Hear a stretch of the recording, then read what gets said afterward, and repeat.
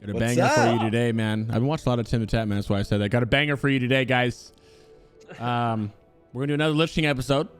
I think it's episode 12, by the way. Sarthe, which is kind of crazy, right? Yeah, we've episode been 12. That's a big deal. That's the episode 12, which technically is 12 weeks, which you would think would be like 3 months, but it's not. Yeah, I mean, with our scheduling, we've been actually pretty good at it lately. We've been doing this show, the best podcast in the world, obviously, of Warcraft. Obviously. Every week lately, so we're pretty good at it now. Yeah, we're getting better, much better. Professionals. How are you doing? What's your catch up for the week, buddy? How you doing? How's your raid going? Any big news? We're getting. Oh, well, you know me. I mean, I just got back from my brother's wedding, and I gave the best man speech, and absolutely crushed it. Shout out to Twitch chat for kind of screening my speech a little bit and some of the jokes, but also just like making me a lot better at public speaking, which made it really easy to impress everybody because I didn't get up there and like freak out whatsoever. Bro, while everyone else kind of did. Those Instagram pictures of you look nice. The story, you're looking dapper, bro. You guys looking tasty out there, bro. Yeah, I told my girlfriend that you said like, well, like you said your comment, and she was like, "Oh my god, I have to meet him." So she might actually come out with us tonight. Yeah, tonight. What about you? You've got big news to announce over here. All right. I do. PTR's down. I was gonna say like what you're doing these next 2 days. Intel's flying me to their studio or something for tomorrow is Star Wars Day, so may the 4th be with you. And I'm a fucking drastic Star Wars fan. Everybody knows that. Oh, I see. Well, Star Wars, Lord of the Rings, Harry Potter, that whole like all those combined, right? And then they're gonna build me a Star Wars computer for tomorrow's Star Wars Day. So after this podcast, actually, I'm hosting Sarthe. I'm going to cut the video down and edit it and everything for him and I. We'll send it to each other. And then we're going to schedule post it. And I'm going to jump on a plane today to go to Sarthe. And I'm going to land and go fucking right on over to big Sarthe. While he's streaming, I'll just pop up and be like, what's up, dudes? And then we're going to go out for the night. And then tomorrow's the event, which will be over on Intel. Shout out Intel. And then after that, I think Sarthe and I go meet Jordy. It'll be fun. We'll meet up with Jordy. Yeah, we're gonna get Korean barbecue so that Crix can experience Korean barbecue. Yeah, never had Korean barbecue. Never had Korean barbecue. It's crazy. Yeah, I'm pretty excited. Big event. I'm pretty excited. And then I want to try to. Then I had to come back and hit the YouTube hard and hit the stream hard and stuff like that. But I've been kind of just cozy the past couple of days. Past like 3 or 4 days, I kind of just had like 5-hour streams a couple times. Binge watched. My wife has never seen Star Wars, so we binge watched all of them over the past 2 days, and it was so funny to see her be like, "Oh my god, Luke and Leia are so cute!" Like, oh my god, it was so funny, bro. And then to go back and like when she finally realized, like when we back to episode like 1, 2, and 3, and she realized like that was Anakin was Darth Vader, she was just like mind blown. It was pretty crazy to see that. No way. Yeah, pretty great. To be able to experience that at for the first time again. Oh. Yeah, and it's cool. And she's got an old heart. So she's younger. Well, she's like 28. She's not younger, but she's 28 younger than me. And she's usually typically kind of shows her age a little bit. You know what I mean? But she like in terms of movie and like Hollywood stuff, she appreciates the older values and stuff. So she liked awesome. And I was worried about because we got people on the Star Wars, like the older Star Wars. They're like, oh, the graphics and the CGI and stuff look like shit, but she appreciated it, so that's good. Yeah, and they're like remastered, but they still do like the old lightsabers. The old lightsabers are like so thin. Yeah. Yeah, and then I woke up this morning to play some Fortnite with my son, and they got lightsabers in it. It's like I kill somebody who has a lightsaber. I'm like, oh, this dude didn't even do it. And you can literally, it's like cheating though, because you can reflect everybody's shots because it's lights, of course. It was pretty cool. Just corny. I'm a big Star Wars guy, so low key. This is so, but like, low key, I think what Fortnite does by involving like every other fandom, it's like that shit is genius. Yeah, that's good. Smart. That is pretty sick. Keeps them in the game. Big money too. Yeah.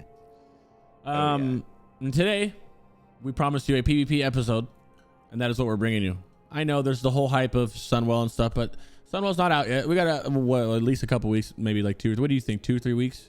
Like 2 weeks. If the season ended today, I think they're gonna announce today that they're like Sunwell comes out in 2 weeks, and guess what? It's gated or whatever, some shit to just annoy people. Yeah, I think it'll be. That sounds right. Until that, we kind of have a little bit of a lull. It's no secret that we play on the server. So I want to do a PvP episode, mainly to do a PvP tier list, like we did the PvE one, which would be fun in the comments, I'm sure. But this is big because I'll let him introduce himself, obviously, but he knows a lot of TBC, PvP, and Lich King PvP. And as you know, that's what we like the most. That's why Rugs was here. He knew both sides of PvE. So that's what today is. Same exact thing for the PvE one, but not largely, all about PvP. We will include no PvE talk, and we're just going to hit it. Word out in China is May 19th. That would be crazy. So, my friend Earpugs, how are you doing? What's up, dude? Just vibing, bro. Ready to go. No PvE Andy's in the chat today. Yeah. You want to give a little introduction, my man? Casual swines leave. No, I'm just kidding. You got a little introduction, my man? Tell them who you are. So my name is Earpugs. I've been playing WoW off and on since vanilla, like everybody else who's ever played the game. And I didn't take WoW super seriously until the end of Wrath. I finally hit level 80. I played a warrior, and then I went into Kata. Played Kata start to finish. Pushed it all the way up. Learned from the ground up arenas. Like literally backpedaling, keyboard turning, all the way to beating rank 1s and getting rank 7 on the ladder in season 11. And then I got robbed of my Glad title because we got farmed by one team on the last day of the season, so that was brutal. And then MoP came out, and then I quit in MoP, and that was a horrible event. So then I didn't play for a while, and then about 2018-ish, give or take, 2017, 2018, I came back to private servers of Wrath, and I was like, I didn't even know they were a thing, to be honest, which is really stupid, because I didn't know AT existed back in the day, because I would have played this shit out of AT, which is arena tournament for anybody who doesn't know. It's from 2010 to 2014. It was like a huge Wrath arena private server. But yeah, so I've been playing those, been having a ton of fun, relearning the whole game, and then obviously they announced Classic, and I'm like, oh shit, and then, so I leveled a Priest to Classic to level 60, then I kind of quit, because I was like, there's no arena, like, why am I playing?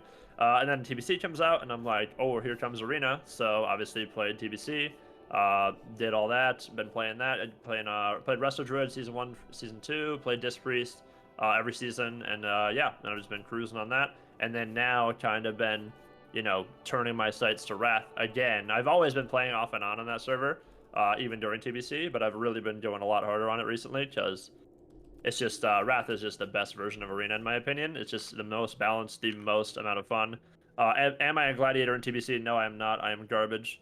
Highest rank, I've been ranked 90 on the ladder in 2s in TBC. So no, I'm not a glad. Higher than me. Shit. I am the top 1% player. Highest I've ever been on ranked was ranked 7 and 3s on my warrior running KFC in season 11. That was the highest I've ever been ranked, so rank 7. So that would have been glad, but then obviously whatever. Rank 7 is rank 1 basically. So but that was the old system, so that'd be glad. It wouldn't be rank 1. Now it'd be rank 1, but not. It's different. Yeah, exactly. Yeah. But rank 7's all the way up there. That sounded traumatic for you. I couldn't even put into words. If I just didn't hit my H key and hit join battle, I'd tell you right now, that guy in the chat, I'd be like, yeah, I'm a gladiator. I would literally tell him that because I would be, but didn't happen. And this is the story of 100 people will tell you the story of one more game. Let's just safe glad. Everybody says, safe glad. And I don't know. TBC has just been like, whatever. So it's been fun. I like TBC Arena, but I'm getting a little burned on it for sure. So yeah, that's a quick intro on me. Nice. Well, what is your what's your favorite class and your most hated class? Good questions. Are you talking TBC or Wrath? Wrath. This is Wrath episode. Fuck TBC. All right, sick. Favorite class? That's so hard, dude. Like my number one. Oh god. So you could do like a top two if it's like you really can't. I love Disc Priests and Wrath of the Lich King. They're so sick. Penance is amazing. Rapture is amazing. Palm Bounce. I just love that class. Super fun. I've also been playing a lot of Boomkin actually, and that's been really fun. In PvP. In PvP, I can't wait to learn about that, bro. Yeah, they're not like a A-tier spec, but they're playable in the right comp, and they're really good if you can play the right comp. They're really comp restricted. Like you can't just like play random shit with the Boomy and you'll lose. But yeah, Arms Warrior, Disc Priest, Boomy, top 3. Most hated class in Wrath of the Lich King. I really don't know. Like in TBC, it'd be warrior because it's just so RNG, which is funny because I main warrior. I used to main warrior, but in Wrath, I love warrior. They're two different classes. I don't really know if I have a most hated. Maybe like prop pally is just like a dumb playstyle IMO. Like for how they play, they literally just hodge and then Avengers shield and try to one shot somebody with a proc, and that's the entire comp. So. That's probably prop pally, I guess, but I don't want to be like, oh, fuck you, prop pallies, you know. If you play prop pally, like, go for it. Like, I don't care, you know. Yeah. Well, then, So, let's see. One more thing I forgot we can actually touch on this because we didn't, and it's kind of a big deal, Loki, huh? You see that interview with Ozzy, with Asmond, about the future of Classic WoW? Where he asked, I did see that, where he asked, what is after WOTLK? Yeah. And it's actually, that was a really good answer. He said, we're listening to the community. And I mean, just the fact that they literally even like had Ian go on and talk to Asmond is ridiculous. Like Blizzard has never done that. So I don't know, like that's pretty wild to me. That shows that like, you know, they're changing some stuff up. Yeah, I think they're listening to people too. I'm gonna play because it's like so pretty much for anybody wondering, Aspen Gold did an interview about retail, which it's retail, but I was gonna play retail, so I was just kind of listening to it while I was working on the videos. And at the very end of the interview, he asked he asked what's gonna happen after Classic. I'm just gonna play the 2 clips because why not, right? For us Classic players is brighter than we thought. Next thing I was wondering about is the what do you think's going to happen? Like now, Wrath of the Lich King Classic coming out. Obviously, Wrath of the Lich King is going to run its course. Then what? Yeah, so at this point, you know, I'd love to hear from you, from the community as a whole, what you want to come next. I think we have a player base that really has made Classic their home. Many people who've carried their characters forward from Classic into Burning Crusade and likely into Wrath beyond that. And you know, when that comes to an end, when you defeat the Lich King, or sorry, when you kill Halion, the ultimate end boss of Wrath of the Lich King. Oh yeah. Can't forget Ruby Sanctum. Come on. Do you want to start over? Do you want to try a different version of that? Do you want to carry that character forward into a new adventure? I know if Cataclysm for many people was like, oh, that's the beginning of the end, and you know, I'm out. Was the world revamp? Yeah. I'd ask like an interesting question is maybe like, what is it about Cataclysm that you don't like? Was it the heroic dungeons? Was bad? Is Firelands a bad raid? Is Twilight Highlands a bad zone? Like, is that the problem, or was it, I don't know, LFR and Dungeon Finder from the start and removing group quests from the world or whatever else, or compressing the talent trees? Like, what would it look like if you had Cata content with some changes? Lots of stuff is on the table, but I really welcome that discussion now that the fact that we're doing Wrath is, no longer the world's worst kept secret. So I don't know. Oh, I hate hearing my own voice. It's so cringe. So that was it. Yeah, everybody heard it. So I have a question for you guys. And you can answer in the comments if you're listening to this. Would you, Earpugs, go first? Would you play Cata? What's your thoughts on Cata? I played Cata start to finish, so I probably wouldn't do it again. It was just like worse than Wrath. Like it was just, especially for warriors, like there was just, Cata was the beginning of the pruning. So like that was right when they just took, okay, Battle Shout, Horn of Winter, blah, blah, blah. All these things are one buff now, and they just took it and they really narrowed it down. And they took the class design. Like I believe it was actually Cata where they removed Rend from the game. I remember reading that patch note, and I literally was like furious because I made warrior, and like Rend is like such a sick ability that gives you deep wounds instantly. I'm sorry, gives you the physical buff instantly, and that was just such a core piece of my class, and they just removed it. And I was like, I have put so many games in with this ability, and it just tilted me. And then obviously at the end of Cata, they had the class rework. I think it was really dumb when Arms Warriors were using Shockwave and Concussive Blow, and it wasn't Concussive Blow, it was whatever, the Thrown Hammer. And I just thought that was like bad game design because Arms Warriors were no longer Arms Warriors, and vice versa. Like you could like play a bunch of different classes with a bunch of weird ass specs, which is like how retail is, I think, now. I don't really know too much about Shadowlands, but I really don't like that. I like class-based RPGs. So if your class is a protection warrior, you have a shield and you have a sword, and like you use protection-y type things. Mm-hmm. And so when they removed that really broke the game for me a lot, because I really enjoy that like class fantasy, like immersion rogues of are it. Rogues. Mm-hmm. You know what I mean? It's like my favorite thing about fantasy, and this is probably off topic on that, but I fucking hate guns in fantasy for that reason. It breaks the immersion of like a fantasy type thing to like Yes, for someone using guns for so some much. reason. I don't know why. Final Fantasy did it back in the day, and I didn't really like. I always veered away from anything that had like modern-esque fighting styles or something like that in there too. So yeah, I agree with that. That's kind of off topic, but also I do agree with you. Inauthentic for some reason. Was that end of Kata or was that Mop? I'm trying to remember. I literally don't remember. I quit. I had Kata and Mop are the 2 expansions. I quit at the end of Lich King, or beginning of Kata, and I came back at the end of Mop. I'm an ass in pre-patch to pre-patch types there. So. Okay, guy in the comments says Ren wasn't moved to Mop pre-patch. That makes sense. Cool. Yeah, that's probably one of the reasons why I quit then, because it was when I saw that shit, I knew it was over. Yeah. What about you, Sarthe? Did you play Kata? I played Kata, but I don't think in Kata I PvP'd at all. I played Kata and I loved it because like the raids were really fucking. I thought the raids were cool. Like Dragon Soul was like just that one in specific. Dragon Soul was a cool fucking experience. And I thought the gear looked really cool. I like the idea of dragons because that also, like we were saying with like the whole fantasy aspect, like that's a nerdy thing. Like fuck it, yeah, send me to fucking Dragon Town. Oh yeah, you bro. know? Let's go, dude. I like dragons and riding on the back of a dragon to defeat him. It felt like this epic grand thing, you know? And like that I thought was a cool aspect. So I did play Kata. I played Mop too, and then I stopped. I missed Legion, which is like the one everyone loves. Damn it. And WAD before that. That's why I like Lich King more.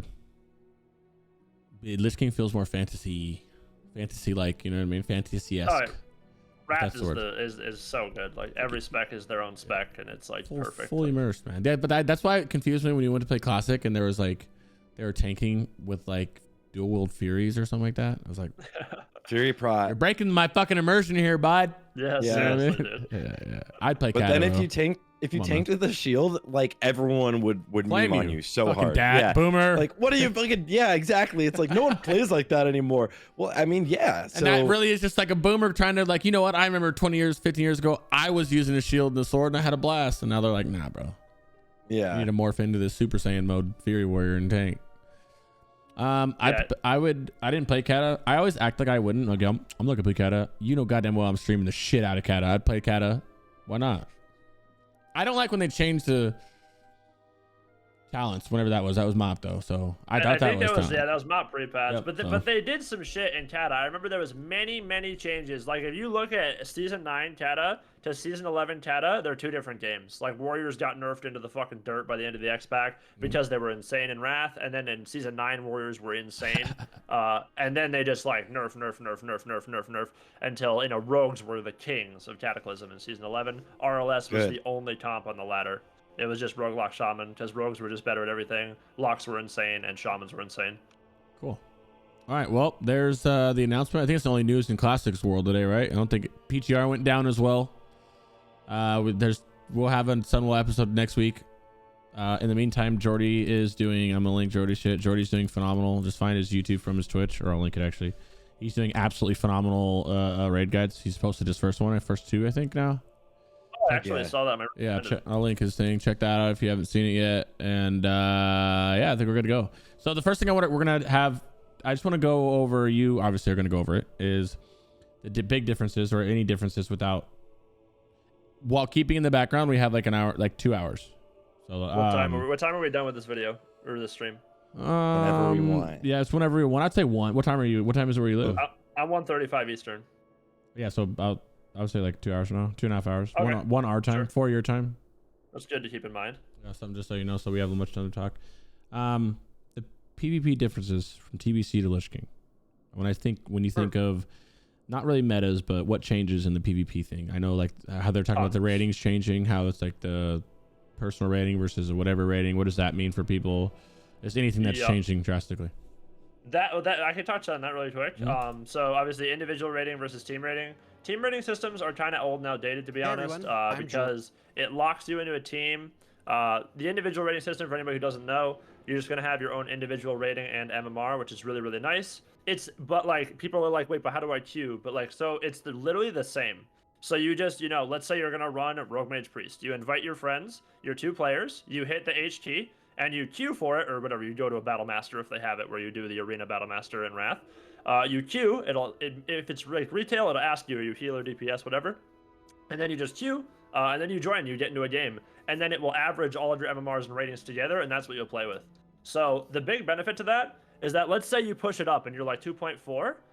In a current system, if you're 2.4 and your teammate quits or whatever, and he's the leader of the team, now you have to leave the team and go find another team, and you don't even really have like any proof. Like there's achievements in Wrath for like, you know, I'm 2.4, here's my link. You could say I'm 2.4. TBC, there really is none of that, so that's another great thing. But yeah, the bottom line is that it's just better and easier and more convenient. The last thing I'll say about that too is currently in TBC, let's say Gladiator hypothetically is 2400. If I am rated 2301 on my team, and 2s or 3s, whatever, 5s, I can literally invite 3 other players, let's say it's 3v3, that are all rank 1s, and I can have them go on my team. I don't play the game. They queue. They push my team up to 2400, which is Glad range. Let's say Glad cutoff's 2398. I'm within 100 points of that. They all leave the team, but my team is 2.4 and I'm 2301. I'm now a Gladiator. And there is a ton of that. There's and so much. Yeah, that is like rampant, so bad. So like streamers everywhere are like boosting like all these people, and like I don't know, like I just think that's kind of dumb because like Gladiator's a big title, you know, you're like 0.5% player, like that's big, you know, you're better than like literally everyone almost, like you know what I mean? That's so for that to just kind of get like handed out to people who didn't really need it or didn't really earn it, I don't know, that's like not very cool, you know what I mean? That was like, especially after the first season, after season 1, right at the end of the season, the cutoff went down so much because a huge amount of people got banned for doing that, for boosting. Like everyone was doing boosting or even account sharing. Those services are so rampant now, and it's easy for them to do, to just hop on your team and boost your team up. Because their MMR is already super high. It's way higher than yours is. So they spiked the team. They need to win like 10 games. That's it. And like they're rank 1s, they're not going to lose. You know what I mean? And it just, that shit tilts me so bad because you don't even need to queue. Like, and then people make the argument it will be a thing, and they're right. It will be with the individual rating, but at least you have to play. You can only have the 2 rank 1s carry you, and you have to queue with them at least. You know what I mean? Whereas now you don't even need to queue. You just get to whatever points you are with the rank 1s, which is, you know, and then they just push the rest of it for you, which is the hardest part. Okay, dope. Yep. So that's that change. Now you asked me what are the changes from TBC to Wrath? Now I need to be more specific because there's so many and I don't want to talk for 3 hours. What are you asking me specifically?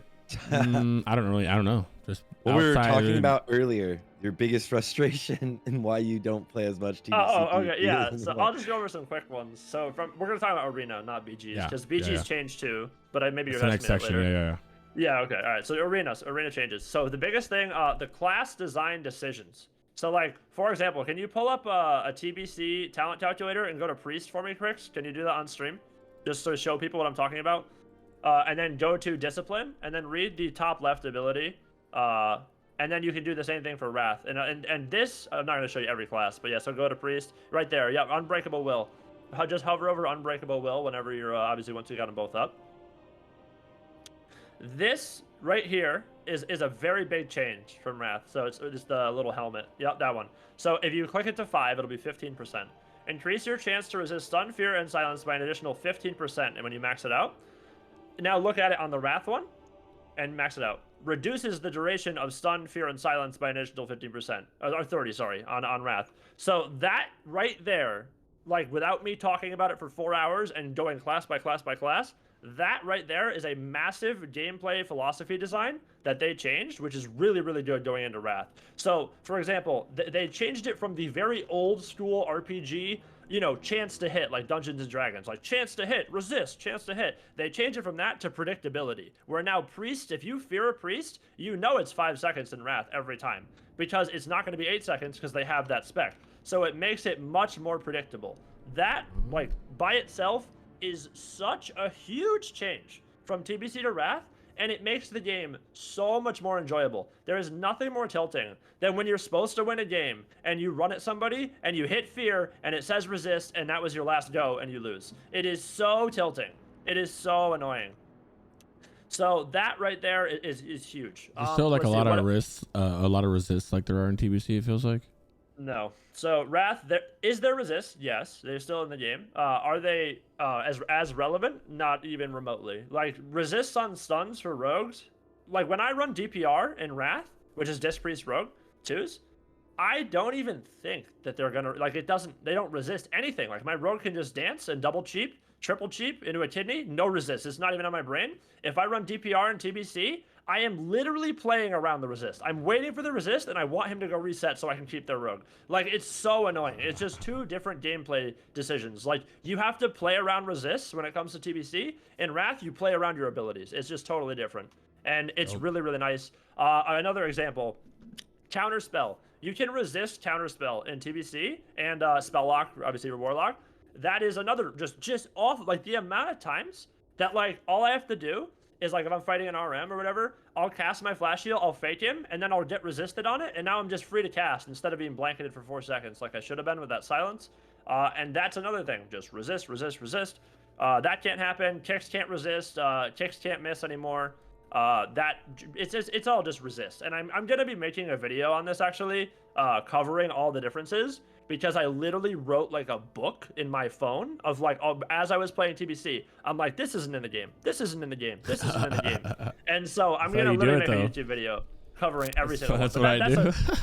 But that's like a quick little touch on it. You know, less resists, more predictability, and more of like your abilities. Also, there's more defensives. So like another good thing, for example, in TBC right now, it's really all in.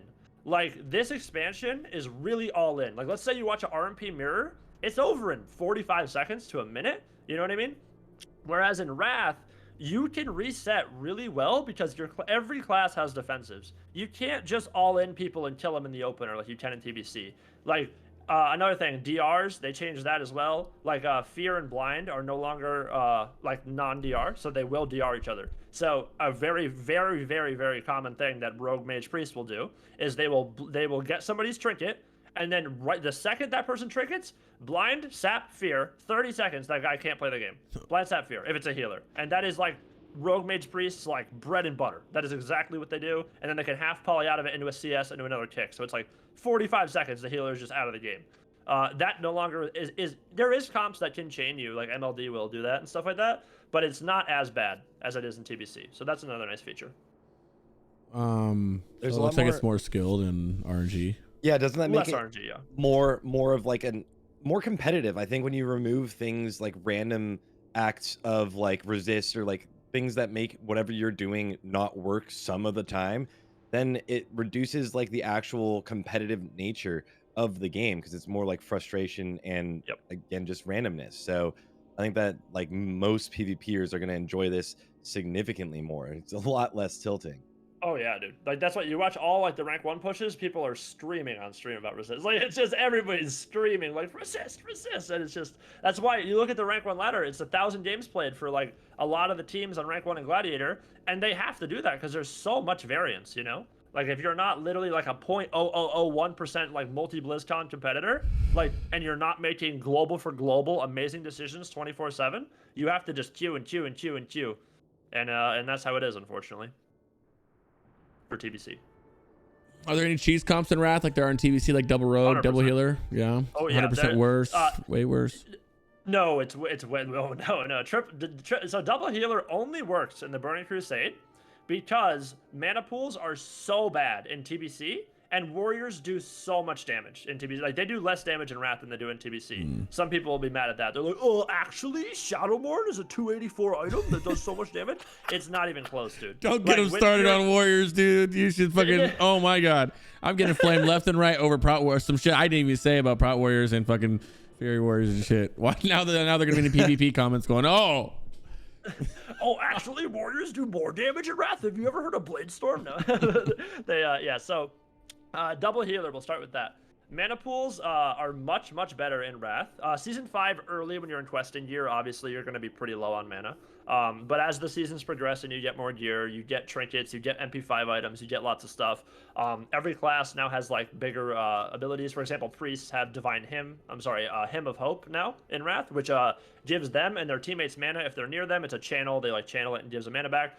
Shadow Fiend now, I don't even think it ever misses, really. It also has an ability called Shadow Crawl, which will basically make it teleport to somebody. So if they get away, it'll just, the Fiend will go right on them, and it always gives mana. So like in TBC, if I shield as a priest, and there's a Fiend on me, the priest gets 0 mana. Because I have a shield. or Shadow Ward. Yep, Yeah. same thing. They changed that in Wrath. So if I shield, doesn't matter. The Fiend hits me, it gives them mana. And again, wow. predictability and just more stuff like that. So that's another great thing. So triple healer is not really relevant, to be honest. The only thing you'll ever see maybe would be like, yeah, double healer with like a arms warrior maybe. There's just so many comps too in Wrath. Like their spell cleaves are very prominent, and double healer warrior is just like, it just gets thrashed by spell cleaves. Like LSD will literally eat it for breakfast. The warrior is never moving. The whole team's cross CC'd, and they're just gonna kill anybody they want.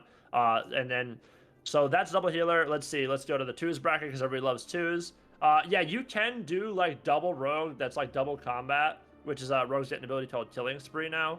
And this will be more of a season 5 thing, because as people get more resilience and people get more gear, the cheese comps do work, but not as well. So, for example, let's say your double rogue, basically what Killing Spree does is they hit the ability, and whoever's near them, it's going to hit them like a bunch of times. I think it's 10 or 20 procs. I don't know the exact number. But basically they open on you, and they double Killing Spree you, and they can 100-0 you in like 2 seconds, not even, which is really dumb. But that is a thing. You know, there's a few other things. Like, you could make the argument that Shadow Priest Rogue is like a little cheesy just because they have so much damage. But it's not even close. For example, let's say in TBC, like double Rogue is rampant in TBC. The only reason double Rogue works is because no healer has proper defensives. For example, let's say you cheap shot me in Wrath. I'm on my priest and I'm fighting double rogue. I can pain suppression the cheap shot instantly, and your whole goes in the trash can. Like, you can ambush me 100 times, dump your whole energy bar, shadow dance, whatever you want to do, Killing Spree, but I won't die.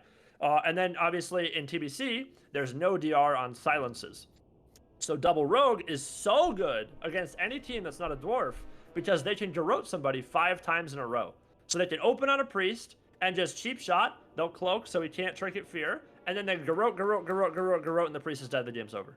And that's why double rogue is really good in Wrath. I'm sorry, in TBC. And people ask me, they're like, "Is it a thing?" And there's some people that are like, "No, dude, double rogue's insane in Wrath." Like, it's really not. And yeah. So is there cheese? Yes, but it's not even close to TBC. And yeah, that's the short answer to that question. Nice. One more on that is the toxicity and what Lich King is in the tanks in PvP. You want to touch on that a little bit? What do you mean? The toxicity in WOTLK is in the tanks in PvP.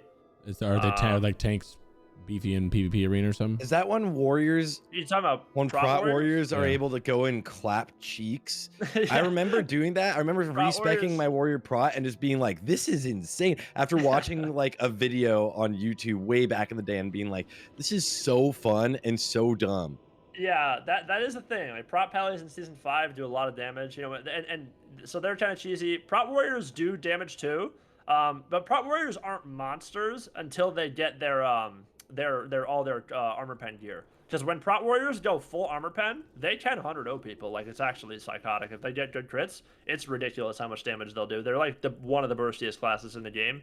But they run full PvE gear. They don't wear any PvP. It's just full armor pen. But and obviously, in order to do it properly, you need to be like running heroic ICC and have every single thing. So like, how many warriors are gonna have full tank gear and go into arena? I guess some. But Yeah, don't underestimate the Browns, bro. They're crazy. Yeah, that is the thing. Prot warriors do African Turtle Cleave, as everybody knows, is that's marksmanship hunter, prot warrior, and then a healer. That is actually really strong later on in Wrath of the Lich King. And then prot pallies, you know, are all about that random one shot where they Hodge, Avenger Shield you, and then they have this like proc in their talent tree where they can get like multiple swings with their hammer. And if they get a big proc, they can like 100-0 people. So that's pretty cheesy, and that's like, yeah, that is kind of toxic. So I guess that's why they're saying that. Okay, nice. Thank you, brother. Sarthe, anything you want to touch on that? Ask him before we go to the next one.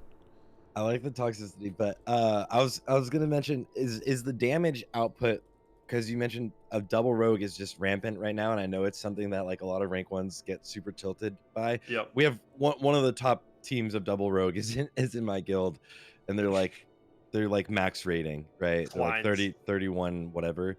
And so like, is the damage output from something like that? Because you said Shadow Priest Rogue is just like crazy damage fast, but like. Yep. A double rogue, like sometimes they just like step ambush someone twice, and you just see someone even in season, what are we on, season 3? We're in they're 3 just going getting into 4. clapped. People are just getting clapped so fast, and they're just dead, and you're just like, there's the game. Yeah. Like, so you're asking me, is it the same in Wrath? Yeah. Are there going to be games? Maybe it's probably only season 5 though, but like, are there going to be games and comps that like early on can just kind of like dominate and cheese through with a little bit of like Nax gear and just like pump people down? 100%. Because remember, in season 5, it's just like season 1 TBC. Like season 1 TBC, you can literally do whatever you want. Just play any comp that does damage. Like that's why Thug Cleave was insane. You had people running double BM Hunter Healer in 3s. It was like such a joke. They literally just open Bestial Wrath. All right, yep, just kill them all, and they did 1 aim shot, and that's all they need. Is it like that in Wrath? It will be season 5 early a little bit. For example, like some cheese for Warlocks. I know you like Warlocks, Crix. Demo locks are actually like kind of nuts in season 5 early, but only like when they go into Metamorphosis because they do so much damage. But like, I'm not saying that they're good. So because I put Demo locks low because they are low. After the Metamorphosis, they're just way worse than Destro or Affliction. But you're asking me about cheese comps. Demo locks are super cheesy because that's all they do. Yeah, double rogue, double combat killing spree. You will see that. You absolutely will see that in 2s. I gotta pause this for just 2 seconds. Grace Sure. for days. Thank you, fat host for my man Grace. I love you, brother. It's fucking. When I woke up and saw you live, I smiled, bro. I love you, dog. Thank you, bro. We're just doing a Lich King podcast for everybody. We're still Classic Life, which we're segueing into Lich King. It's our like 2nd or 3rd episode of Lich King, I think. And it's all PvP episode. We did a PvE one, which you can check out either mine or Sart's YouTube. This is Arena, baby. Yeah, we're talking about all this PvP episode. We're just right now going to the next question, which is Marco was asking, can you talk about Preg Enhance? Preg Enhance, yeah, what's that? That comp is nuts. So Preg Pally is a hybrid called Prot Ret or Preg, named after Preg Hyra, who made it popular on private servers.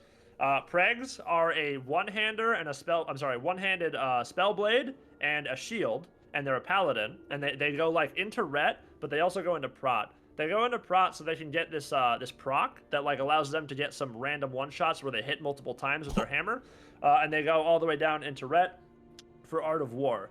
And basically, they rely on crits to get Art of War procs, and this allows them to get instant exorcisms and or instant flash of lights. So if they're getting a lot of crits, and like there's a lot of arguments to be made. I've heard many different things. So on the Blizz servers, we don't know that it will be like that, but on private servers, it is like that.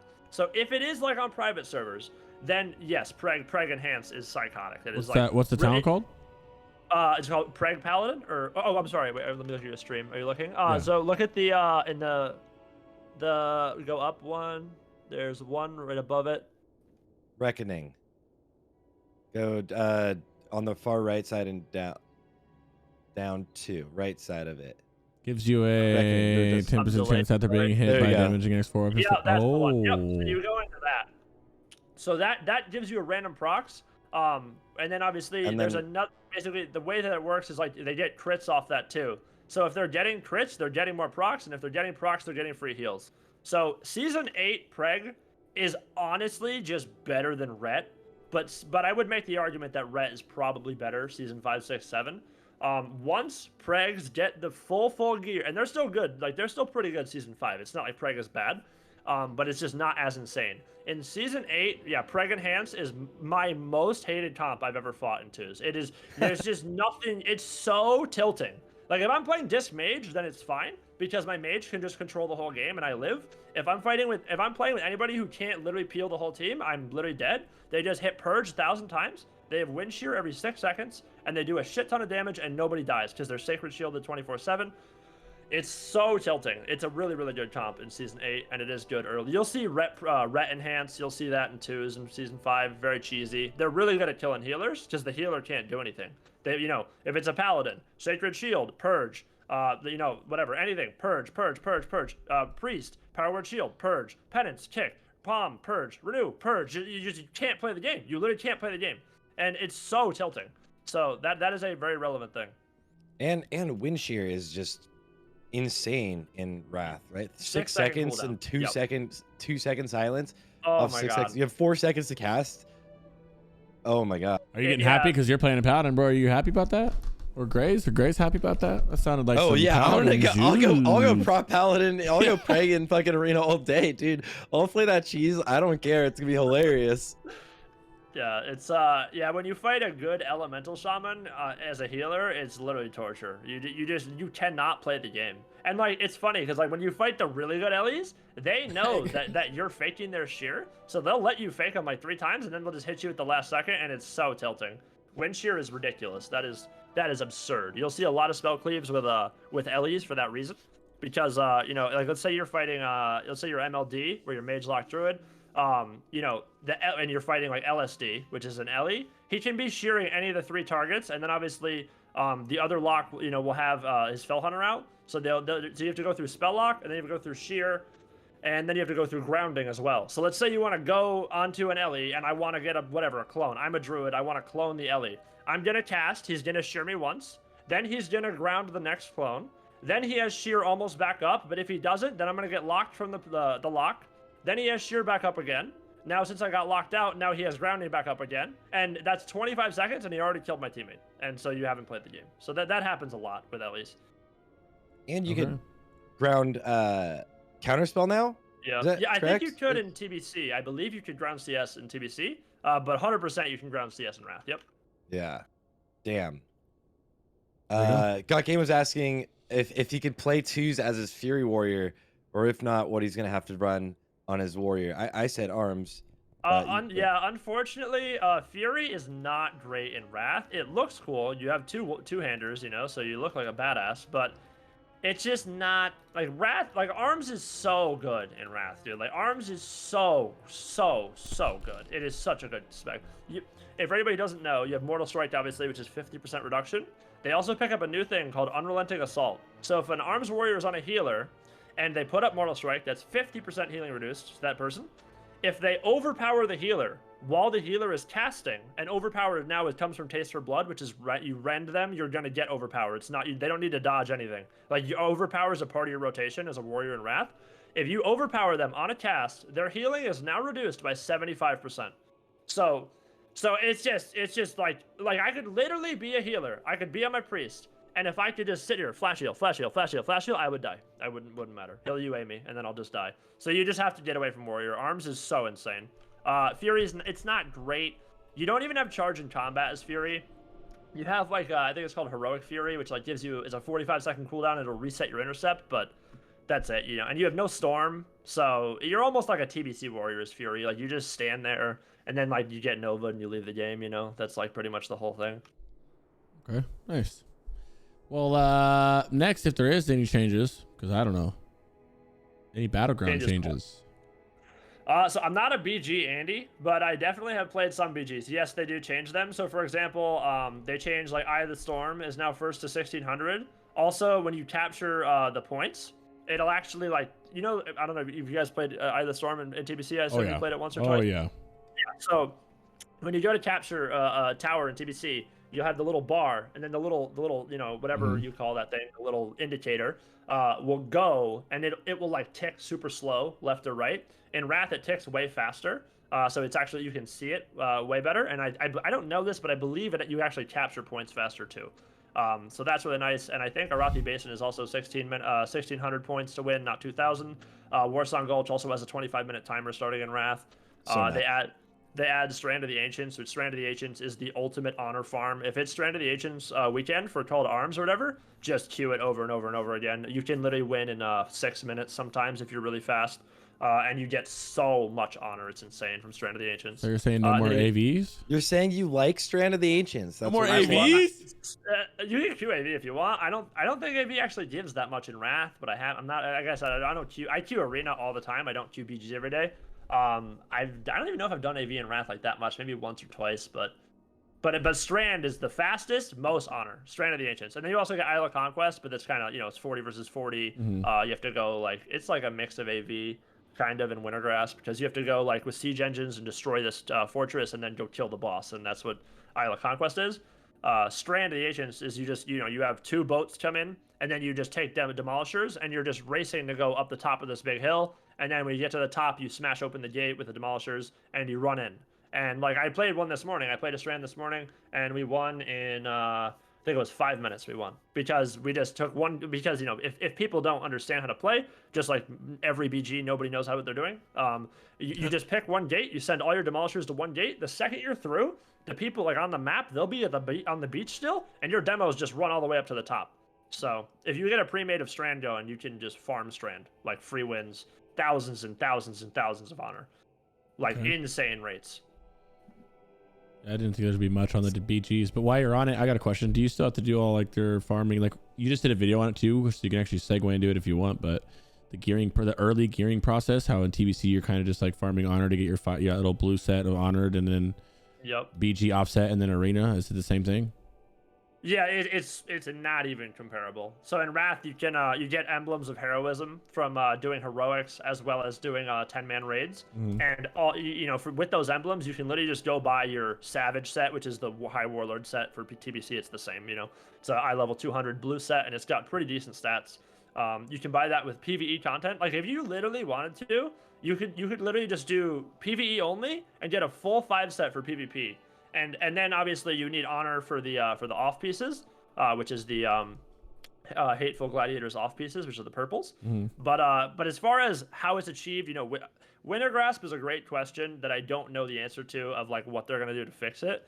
But if you can do Winter Grasp weeklies, that's 26,000 honor right there from like 7 to 8 quests. You get 26k honor off Winter Grasp. Oh my God. And then you do the Battleground, you get a lot of honor from the Battleground.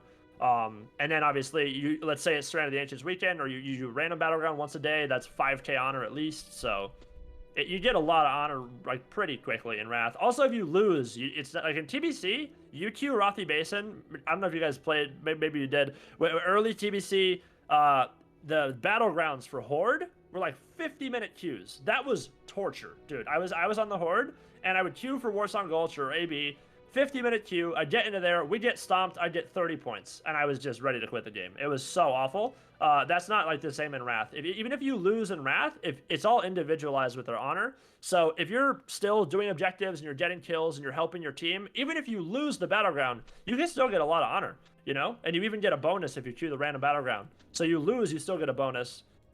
Whereas if you win, you also get a bonus. So it's not even close, dude. Like I wanted to literally quit the game, TBC Season 1, when I was trying to gear up my tune.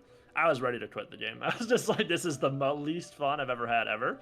Wrath will not be like that at all. I think it's a big reason why people don't PvP a lot, because like if you just start gearing, it's so much especially before they fix the honor, right? Before they made the honor easier to get. Dude.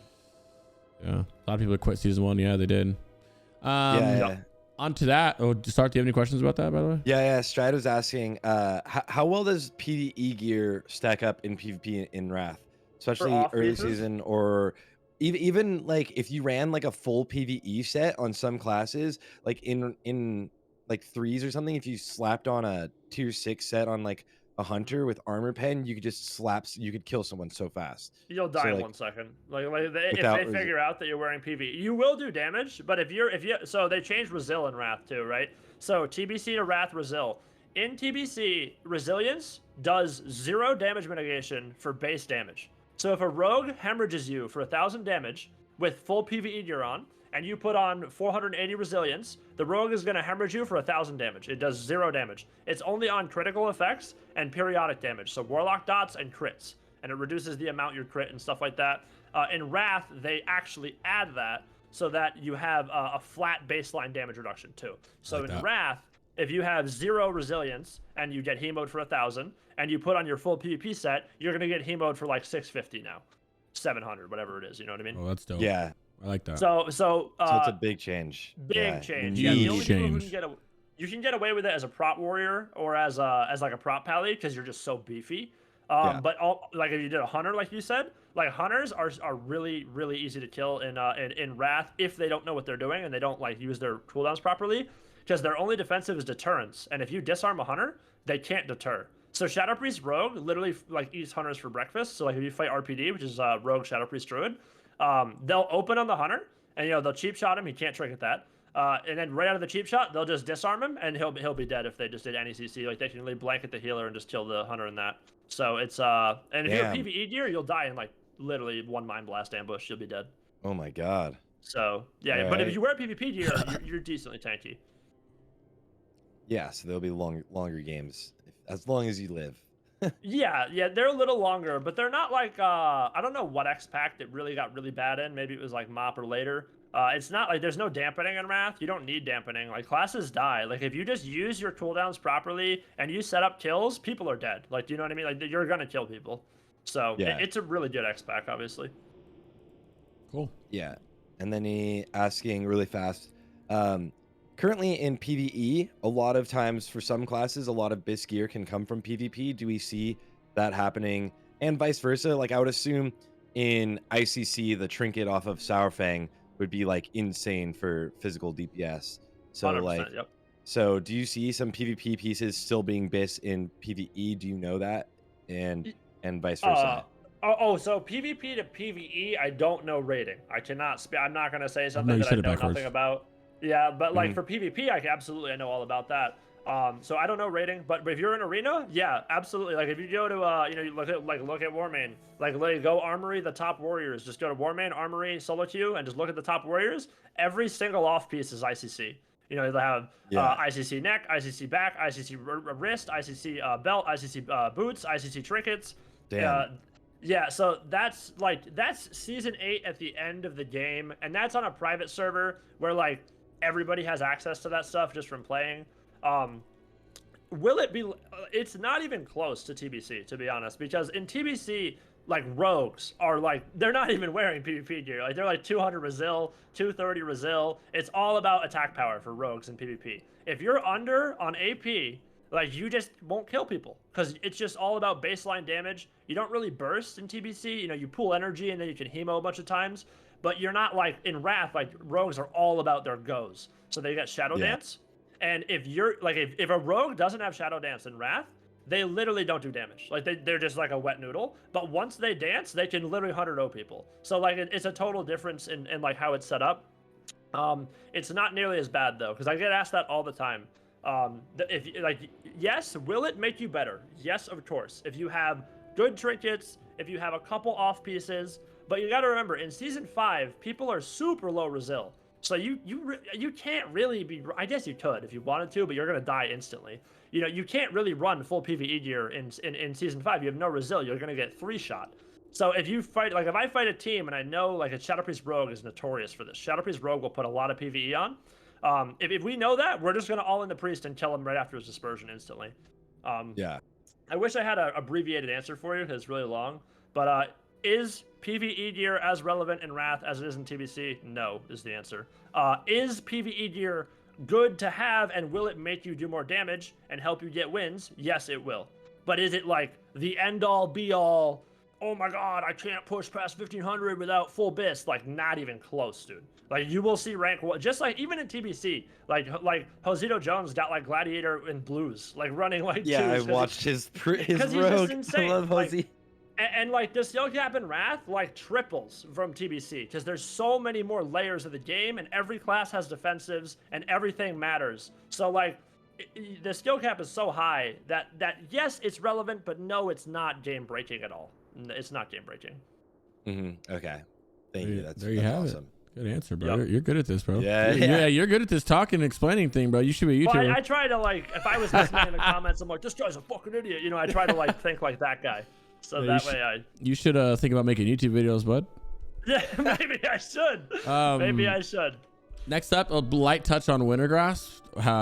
Whatever, I don't know how you think it's gonna work. I know they're changing it, so it's gonna be hard to speculate on what. I guess. Dude. What do you think they're gonna do, and what do you think they should do? Someone who's done a lot of WG and knows Classic and. You're trying to get me flamed. Yeah, well, what do you think they should? What do you think they should do, and what do you want them to do? They could literally make I could give you the best solution ever, or Blizzard could, and people would be like, "What the fuck, my immersion?" Like people will just lose their shit in the comments. But I haven't done a ton of WG, so I can't tell you like oh, I'm a WG expert. I've just like I said, I queue arena, like I have thousands and thousands of arena in Wrath.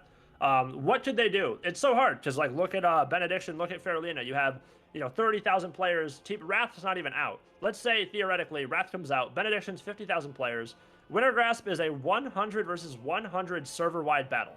So if you have a player base of 50,000 human beings, 50K, and 200 of them can participate every 2.5 hours in this battleground. I mean, you'll never get into Winter Grasp. You would never get into Winter Grasp. So I don't know what the solution is. Maybe they layer it. Maybe they have 20 Winter Grasps in layers 1 through 20.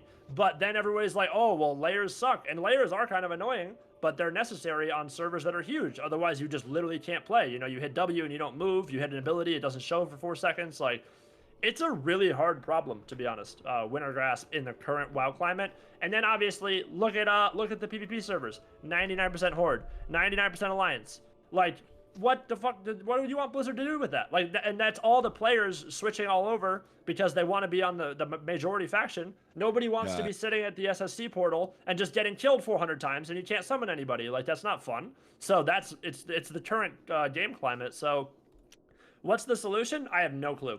I literally have no clue. But yeah, I really wish I had a good answer. I wish I'd be like, oh, Blizzard should just do this, this, and this. I literally have no idea what they should do to fix that Winter Grasp situation. Do you guys have any ideas? It's really, really hard. Nope. I have no idea. I don't know much about it. Yeah, I don't know much about it. Especially with like the server imbalance, I think that's like also one of the crazy things. One, we have giant like mega servers like you were mentioning, but then there's the server imbalances where like most of these mega servers are 99 or even 100% like Horde, right? Or like Alliance. They're one faction. So then if you queue for it, or you go there and like you get into Winter Grasp and you're fighting no one, or does Blizzard like make it a way where you kind of have to fight like same faction, but it like for the server it still goes like over to Horde, right? Like it's still faction controlled, but like just for the sake of being able to do the daily or the weeklies, like you get to go. I don't know. It's that's like that's a conundrum that they've got to deal with. If they just like took it out of the game because they didn't know what to do. Like, you know what? We have no fucking idea. It's gone. Jeff, no Winter Grasp, guys. Just fucking do Arena. Just don't play Arena. Yeah, no, but you do get Vault of Archivon, which is really nice. When your faction does own it, even in a totally smoked situation, if you're the majority faction, which should predominantly own the server, own Winter Grasp, you can go into Vault of Archivon and then you can get drops. So VOA, for anybody who doesn't know, it's a raid that is only accessible for the owning faction of Winter Grasp, and there's 4 bosses at the end of it. However, it's 1 per season. So in season 5, there's 1 boss. And he will drop Hateful pieces for 10-man and Deadly Gladiators pieces for 25-man. And you don't need like the rating or whatever to put it on. So you isn't it that he can drop it because you can drop tier pieces as well, right? He can, yeah. It's either tier or PvP. Yeah, exactly. Or is it one of each?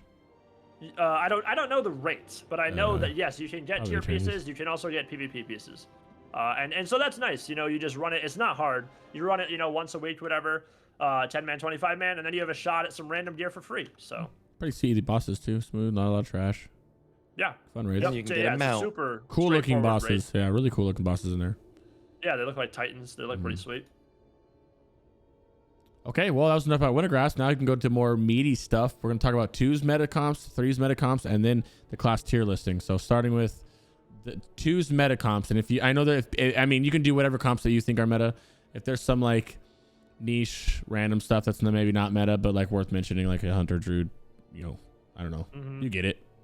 Yeah, so you want me to, because in Wrath there is so many 2's comps that I literally won't remember them all. So you just want me to give you like a big few metas. that I know I guess what do you think the most popular ones are? Or I guess I don't really know how to I guess without listing all of them. Okay, I guess the most popular ones, or like is it more? Is there more than there was in TBC? Maybe TBC had a handful. Is there like more and more viable ones in Lich King? Oh, dude, TBC is like a playground. Like you get there's like 3 comps in TBC too. Okay, I didn't know that. Warrior Druid, Rogue, and Rogue Mage. And then you got like some, handful of other comps. But 70% of the TBC ladder is Rogue, Warrior Druid, and Rogue Mage currently. Like look at the R1 ladder. That's the only thing you'll see. There's I think there's 1 DPR, maybe 2.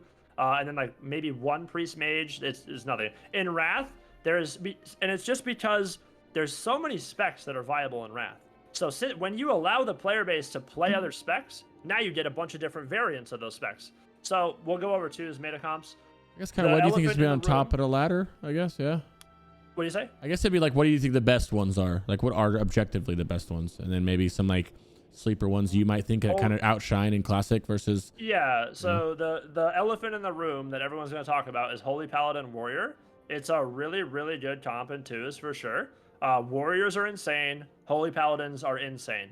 Granted, it's not as insane as it is in Season 8, because if the Warrior's full ICC off pieces, that's when it gets, like, preposterous, like, where the Warrior can just land on people and kill them. But even in Season 8, like, I Q Dismage, and we can farm Warrior H-Pal and stuff like that.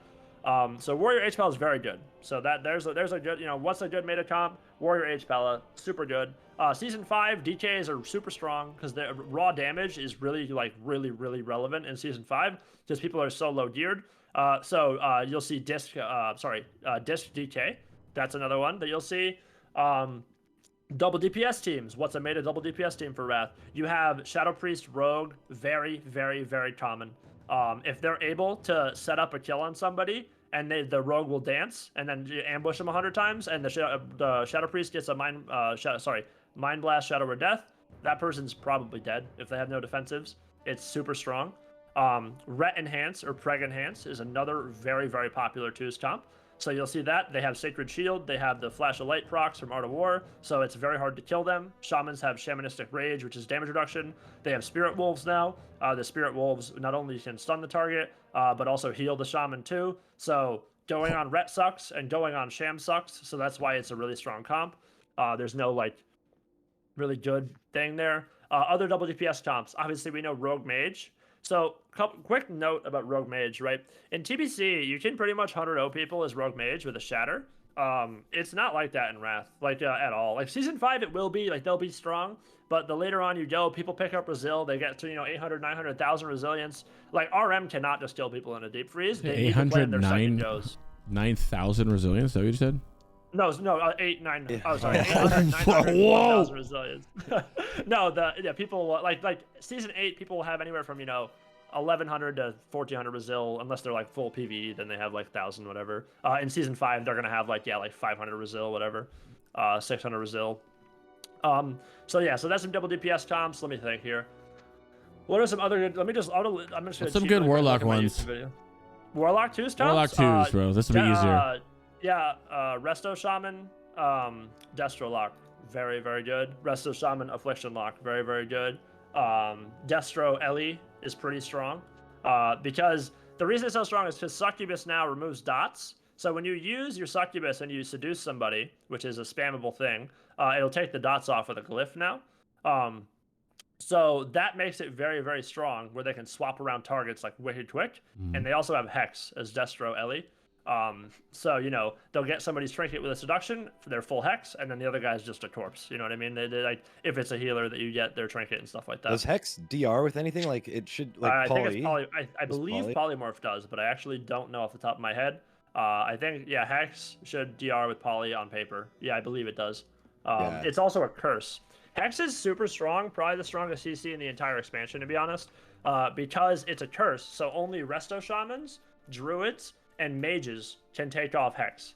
Am I forgetting one? No, I think that's it. Yeah.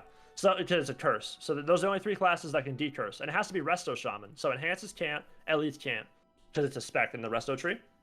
And then obviously Druids and Mages can. So it's almost like having a blind like every 45 seconds if you're on a Shaman team. So it's really, really good. Hex is absurdly strong. You're just taking one person out of the game for guaranteed 10 seconds if it lands, and they can't get out of it unless they have a trinket. If you're on a team with no decurse, like there's so many teams that won't have a decurse, like Jungle Cleave. Jungle Cleave first when I say has decurse because they have a druid. TSG is very rampant in Season 5. They have no decurse, and anything without those 3 classes. If you want to feed me more classes, I could maybe. How is Lock Priest?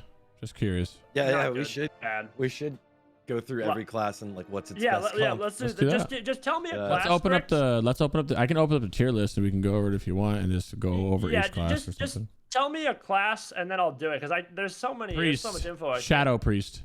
Shadow Priest, really good. Shadow Priest Rogue. Shatterplay is bananas, dude. Shatterplay is psychotic. One of the strongest 2's comps in the entire game.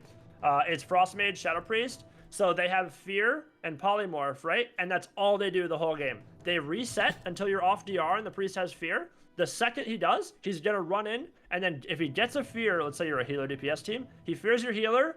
Now your healer is gonna set a full Fear into a poly, into a half poly, into a quarter poly, into a CS, into a blanket. So that and then out of that, he can mind control you out of that for 0 DR too. So. And the whole time while your healer is CC'd, they're just murdering your DPS because they're going to instantly have a deep freeze proc ready. So they'll Fear, instantly deep the DPS, VT, Mind Blast, Shadow Word Death, the guy's a corpse. And then the healer can't play for 30 seconds. So Shatter play is bananas. Okay. Disc Priest. Disc Priest, lots of good comps. It's lightning round. You have... What is it? It's lightning round. He said you're talking fast. That's because it's lightning round. Disc Priest, go. Oh yeah, sorry. Yeah, no, it's good. That's good. There's a lot of info, and I don't want to like be here. I got a flight, and don't even worry about it. You're good to go. Yeah, you're good to go. There you. Hey, you're used to me talking fast. Quit it. Yeah, right. All right. So Disc Priest, Rogue DPR is very good in season 5. Falls off a little bit later on because Holy Pally Warrior counters it, but Disc Rogue, Disc Mage is also very good.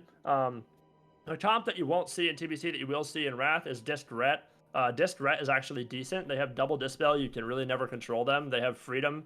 Rets can freedom out of stuns, by the way, in Wrath. So if you're a Ret Paladin and you're fighting like a Rogue team, like let's say you fight Shadow Priest Rogue and you're Ret Disc, the second your Rogue kidney shots anybody, the Ret can freedom himself out of it if it's on him, or freedom his priest out of it instantly. So that's really, really strong. And then obviously with Ret Disc, you also have Bop. So you can bop blinds off, you can bop kidneys, or it's hop in the hand of protection, whatever. So that's really strong. More disc comps. For twos, do you want me? This is just twos. So for twos, you can cover both if you want. So we don't have to teach class if you want. Go ahead, up to you. I can do threes. Yeah, okay. There's a shit ton for threes. Jungle Cleave. Oh, Disc Feral. Disc Feral's super good. Almost forgot about that. That's really good too. So that's like an S tier comp, if not S plus. Disc Feral is ridiculous. But the Feral has to be nuts. If the Feral's bad, Disc Feral's trash. But if the Feral's good, it's like so dangerous because they get berserk and they can one-shot people, and they have instant Cyclone from Predator Swiftness.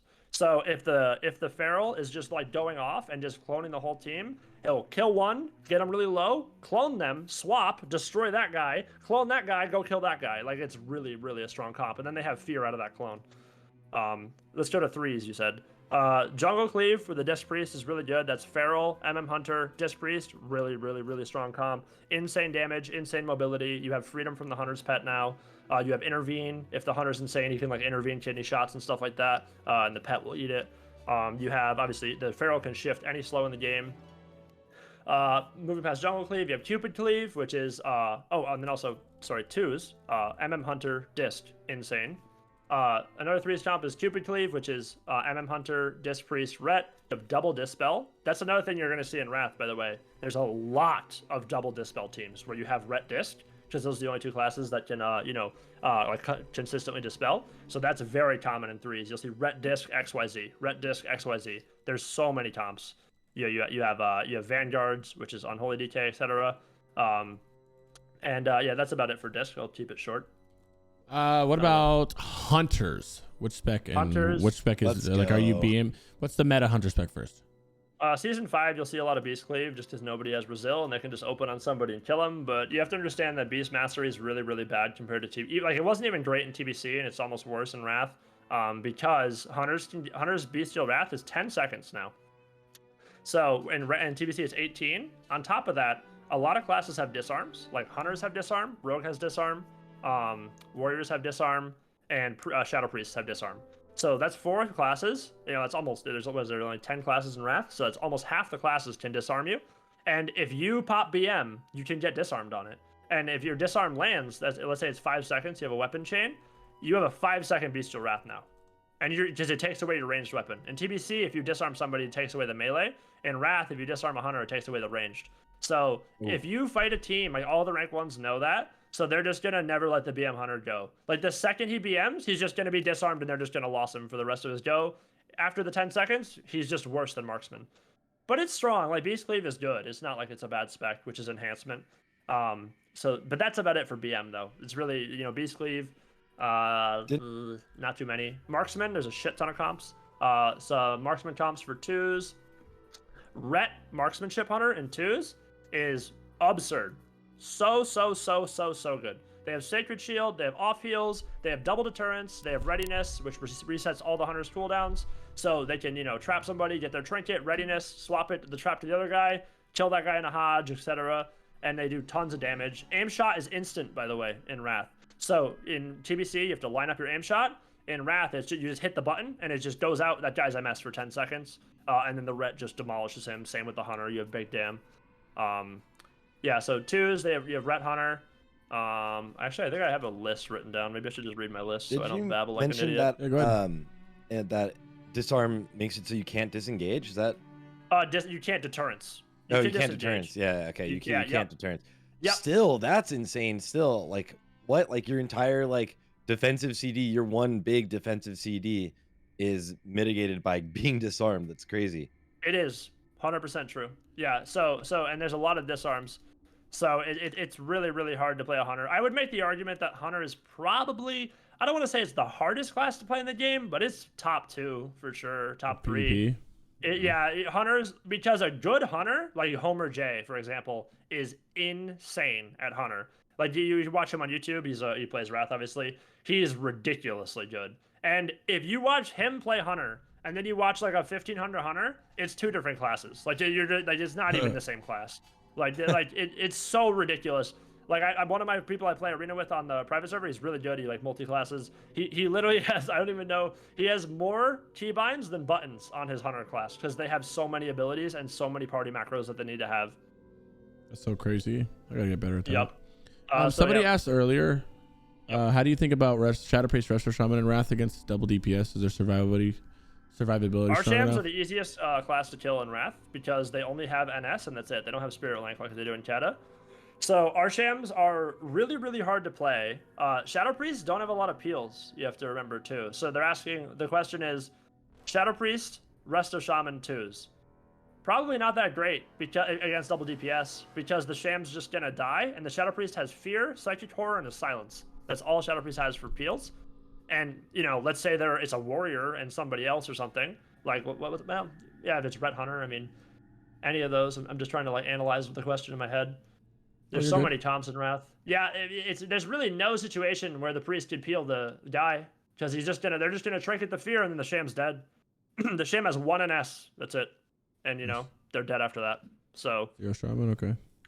What about mages? Is it Frost? Are you going to see fire mages in there? Is there Palm Pyros? Is there Arcane Blasters? Yeah, there's some cheesy Arcane people, but Arcane's more cheese.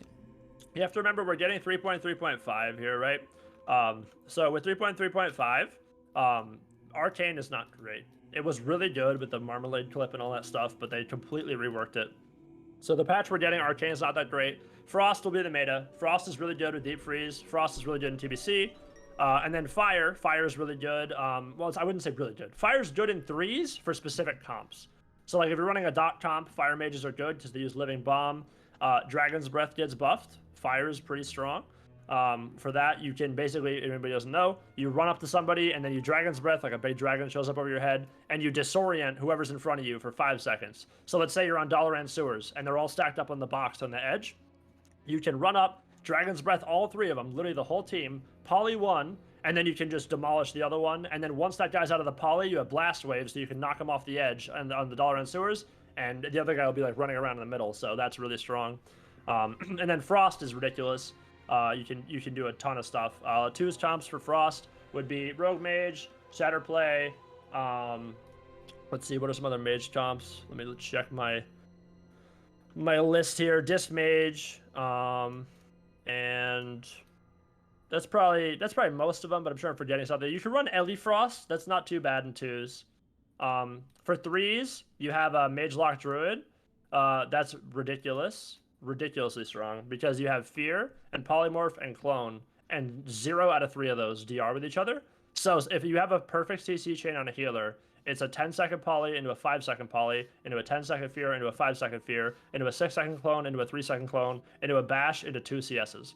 So Jesus, yeah. Oh my fucking God. good luck, Jeez. dude. Like, yeah, you're dead. Like, you know, like, so that's like if you trinket, like, you fight MLS or MLD. If you trinket, just leave the game. Like, if you're a healer, you just lost. Like, Jeez. the healer can never trinket, which is why another reason why Pallies are so good in Wrath, because they have 4 breakers. They have Divine Sacrifice, which is you know, goes on their teammates. They take damage, it breaks the paladin out, so they can't get CC'd. They have Hand of Sacrifice. They also have Bubble for themselves, and they have Trinket. So they have 4 ways to break themselves out of CC. Whereas Disc Priests can only like Shadow or Death, and that's it. And then they're sitting. Shamans only have like yeah, Trinket and like An grounding. S1. Yeah. Yeah, grounding and Trinket. And then Resto Druids can like meld if they're Night Elf. They can Shadow meld the cast, so it won't hit them. Out of that, they're fucked. And then that's it, pretty much. Yeah. Damn, Okay. that's crazy. The CC chains, I think one thing that I'm remembering a lot about Wrath, especially hearing about you talk about it more, is that it's a lot more like retail, where there's a lot of like, when you're going for it, like a lot more goes instead of like constant damage, constantly putting pressure on. It's Yeah. like forcing a CD, forcing a trinket, forcing anything, and then going for it. And then if it doesn't work, like kind of resetting for a sec. Yeah, that's totally true. Like, RMP in Wrath is hilarious, dude. You're gonna see like the high-rated RMPs. It'll be so obvious when you see a TBC RMP versus a Wrath RMP. Wrath RMP does not pay the game. Like, I'm sorry, does not play the game. Too many P's. RMP does not play the game. So RMP will do a go with Shadow Dance and Deep Freeze up. They'll almost kill somebody, they'll get trinkets, and they literally run away. That's what they'll literally just run away to the other side of the map, and they just wait for Shadow Dance or Deep Freeze to be up. And if you push them, they can maybe make a positional play where they catch you in a deep behind a pillar, and then he's able to like blanket poly the healer, and then you die. And then if you don't push, then they just reset, and then they go kill you again. So RMPs, it's totally different. What you're saying is 100% right. There's a lot more goes, a lot more defensives, a lot more walls you have to break down in Wrath than you do in TBC. Nice. That's Okay. exciting. What about the last two? Because the next we're gonna do the tier listing afterwards, so you don't have to go based on the spec, but more on like the comps for resto druids are pretty much, well, druids in general you can hit boomies and druids, but druids were kind of like kings healers. How's resto druid in terms of comps? They playing with everybody? Our druid is not as good as they were in TBC for sure. They have no feral druid. They have no feral charge now. That's the biggest thing for resto druid. So you can play our druid kind of aggro in TBC. You know, you can wrath a bunch of people. You can feral charge people. You can bash for kills and stuff. Well, you can still bash for kills. It's a very much more passive class, and it helps spell cleaves a lot. So Tree of Life is huge now. Nobody does Tree of Life in TBC because it's, unless you're like Warrior Druid, because it's not that great. But Resto Druid in Wrath is the complete opposite. Like, if you're not using Tree of Life, you're almost trolling. It gets huge buffs. They get armor buffs, healing buffs, spirit buff, blah, blah, blah, blah, blah. Like, Tree of Life is really good. So you'll see a lot of Resto Druids with spell cleaves, because if a cleave gets on a Resto Druid, they're dead. Like, pretty much. So if they run with spell cleaves, like that's why I referenced MLD or LSD, whatever, because they, like, if let's say you're fighting TSG, the Druid gets gripped, the spell cleave can peel them off, so the Druid gets away, and then they can do their go. Whereas if you're running a Resto Druid, like, oh, for example, you see Rogue Warrior Druid in TBC, like, that would just get thrashed in Wrath. Like, that wouldn't even be a comp, because Druids can just die instantly, and let's say that's not even the problem. You have no dispel for the warrior or the rogue, and there's so many teams that will slow people. Like, even warlocks have a 90% slow now in Wrath Arena, which is Shadow Flame after you glyph it. Like, so your rogue is not moving, your warrior's not moving, and your druid's dead if you run more warrior druid. That's why they run spell cleaves in Wrath. Boomkins are super narrow in terms of what they can run, but when they run those comps, they're actually pretty strong. So 3v3, Spicy Chicken Cleave is a very famous, one of my favorite names of a comp. What? You have a Fire Mage, Boomkin, and a healer. Obviously, you know, Boomkins rely on dots, and then, you know, their goes, so they'll set up. And Fire Mages are great because they have Dragon's Breath, so they can set a whole team up for the Boomkin. So the Fire Mage will living bomb the whole team. The Boomy will dot the whole team. The Fire Mage will run in, DB, and then poly one person. And then when the healer trinkets the poly, they're sitting full clones. And then they'll just get killed off that. If they run with a Holy Pally, after the clone, the Holy Pally can run up and hodge them. And then obviously LSD2 is a very strong comp. Probably the best Boomkin comp in the game for sure. It's Affliction Lock, Boomkin, and a Druid or Pala. You could run LSP too, a Holy Pally or a Resto, a Shaman. So it's very, very strong. Basically, the whole concept is that Affliction Lock has unstable affliction, and if you dispel UA and Wrath, it fucking trucks you. Yeah. Like, it does so much damage. So if the Affliction Lock is getting UAs up on the whole team, the Boomkin's damage, a lot of the Boomkin's damage comes from Insect Swarm and Moonfire, which are 15 seconds now durations. So they'll UA somebody, then the Boomy will dot that person, and that person will just start rotting. They'll do it to the same person, and the whole game, the Boomkin's just throwing clones out on 1 out of the 3 people, so it's a 2v3 the whole game. And then once they're out of the clone, they're full fear from the lock. So that's a very strong That sounds fun. Yeah, a lot of dot protection too. Is dot protection? You got a hell of dots on you. That's like that's like 5-6 dots on one person. Yeah, Holy Pallies can't deal with that comp. They just can't, because they only dispel one magic at a time. So like they'll just sit there and just nothing. They eat a UA and then they lose the game, and they just have to be casting through it the whole time. But yeah, that's pretty strong. But obviously that comp gets run over if you can't peel the Boomkin. Like if the Boomkin gets all in by a TSG and he can't get away, he's just chains device, gripped, hamstring, stunned, the game's over. You lose instantly. Damn. So it's a hard comp to play. I've been playing that actually a lot in the private server. All right, well, the last one before the tier list is DKs. DKs, the infamous comp. Who are they rolling with? DKs are running with and you many can also different teams. Go into the tier list on DKs. Segue Who into are that. they steamrolling with? Segue right into that. Sure. The infamous comp that I've already mentioned 100 times is TSG or Test Super Gosus, which was made famous in the 2009 BlizzCon. Basically, in my opinion, TSG is the hardest comp to deal with as a healer. You have a Death Knight, which is unholy, so he's got a pet, and the DK has a bunch of damage as well as a gargoyle. And then you have an Arms Warrior. So what they'll do is they'll literally just mount right over across the arena. They'll land on the healer. If you're a Disc Priest, you better pray your teammates are gods, because you're just dead. Literally what they'll do is they'll open, and I have to count out the CC breakers for you. So if I'm a Disc Priest, and I have 2 people on me, I have an Unholy Death Knight, and I have a Warrior on me. The Warrior's gonna wreck, the DK's gonna pop Gargoyle, I'm taking unlimited damage. So much damage. So I'm gonna cast a Penance, I'm gonna eat a Pummel, then they have Mind Freeze out of that, so they have a second kick for me. Then they have Pet Stun, then they have Intercept, then they have Death Grip, then they have the Paladin's Hodge. Well, actually, that would be DR technically. They have one more that I'm forgetting. I'm sorry, I'm on the spot. But that alone, that was 5 or 6. So that's 6 cast breaks, plus unhealable damage and Mortal Strike. So you can see how TSG is just going to run the lower brackets in 3s. Like, if you don't know how to deal with pressure on your healer, you're just going to fall apart to any TSG. They do so much damage, and your healer cannot play the game. It's actually very frustrating. Like a BiS, would you say it's like BiS? Like, is there like a, TSG you know how RMP's like TBC, is there like a, yeah. This is the TSG best. is S+. TSG is okay. S+ comp. It won BlizzCon 2009. I mean, we'll definitely have another episode where we do like comps, where we go only over comps for like tier list them too. That'd be kind of fun. Sure, yeah. TSG is it's absurd. I hate fighting the comp. I hate it. I play Arms Warrior. I won't run TSG. I think it's so boring. Do you know what the comms are in the TSG 3s? This is literally the comms. It's like, okay, it's a disc. Yep, we're going. Okay, yep. I'll get next. All right, good game, guys. Let's queue it up. Yep, let's get another one. That's the comm. You won the game. It's over. Oh no! So, what else can they run? What else can they run? Would they even run anything else? I guess if there is any reason to run. TSG. But yeah, Shadowplay. Shadowplay is harder. This is 3s. Shadowplay is usually H-Pala, Affliction Lock, DK.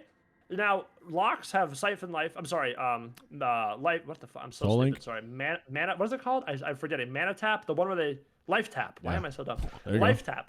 So they have Life Tap, and DKs have Runic Power. So those 2 DPS never They never ever and they do tons of damage, and they do tons of dots, right? So Shadow Cleave, you literally can just dot up the whole team and just raw damage the whole team down, and you never run out of steam. So the second the enemy healers and you're Shadow Cleave, if you're still alive, it's over. You won the game. Because you're just going to stay in, and that's why you run to the Holy Pally, so the DK can get dispelled out of all the snares. You freedom the DK, all that jazz. Ooh. And that's a 3s comp, Shadow Cleave. It's called Shadow Cleave? That's dope. That sounds dope. Yeah, Shadow Cleave, not to be confused with Shadow Play. Yeah, Shadow Play is Arsham, Affliction Lock, Shadow Priest, which is decent in Wrath. What are some 2s, DKs? 2s DK comps would be Disc DK, very popular. H-Pala DK, very popular.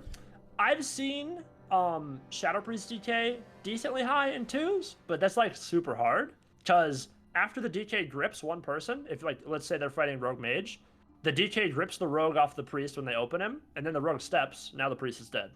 So it's like a really annoying comp to play. DKs really pair well with healers in 2s. They don't have a lot of double DPS type teams. Yeah, that's pretty much it actually. Just Disc H-Pella, Disc DK. I'm trying to think of a third. Obviously, that one I just said, Shadow Play, which is just or Shadow Cleave. I'm sorry, I'm tripping over words here.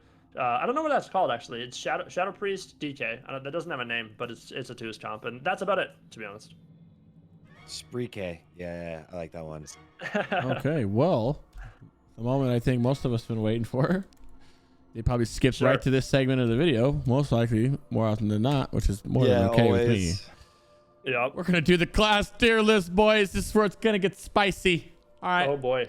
We're going to just try, you can try to be objective with it, but throw your spiciness in here. Just know that not everyone's going to love it. Okay, there you go. So, question for you, Crix. Do you want me to cheat, or do you want me to do like one off the top of my head, or do you want me to like read my other stuff? You can do like, I think Rugs, when he did his, he already did one as well, and he kind of just corrected whatever other people said. So you know what it is. This. Okay, all right, I'll pull up my other one then. Hold on. Yeah, like I would imagine it where you did one, and then you had people in the comments who complained or said that was amazing, and you fixed whatever was fixed, and now you know what to say. So yeah, whatever, you got it. Yeah. Right, however, hold on. We're going to start with the Warlock because I'm a piece of shit and I want to know. Okay. So I want to start specifically with no shame.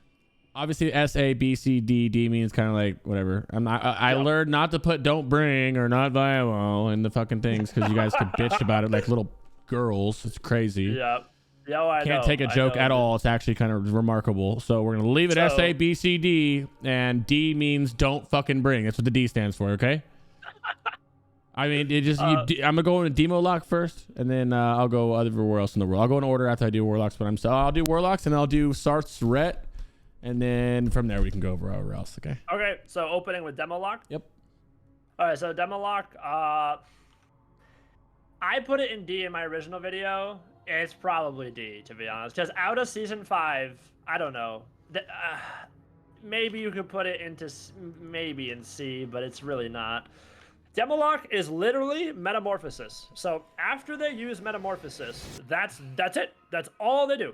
So they'll pop Metamorphosis, they'll be really good for 30 seconds, and then for the next 2.5 minutes, leave the game or just like don't play. Because you just don't do damage. You have no UA, you have no Chaos Bolt, you have no Shadow Fury.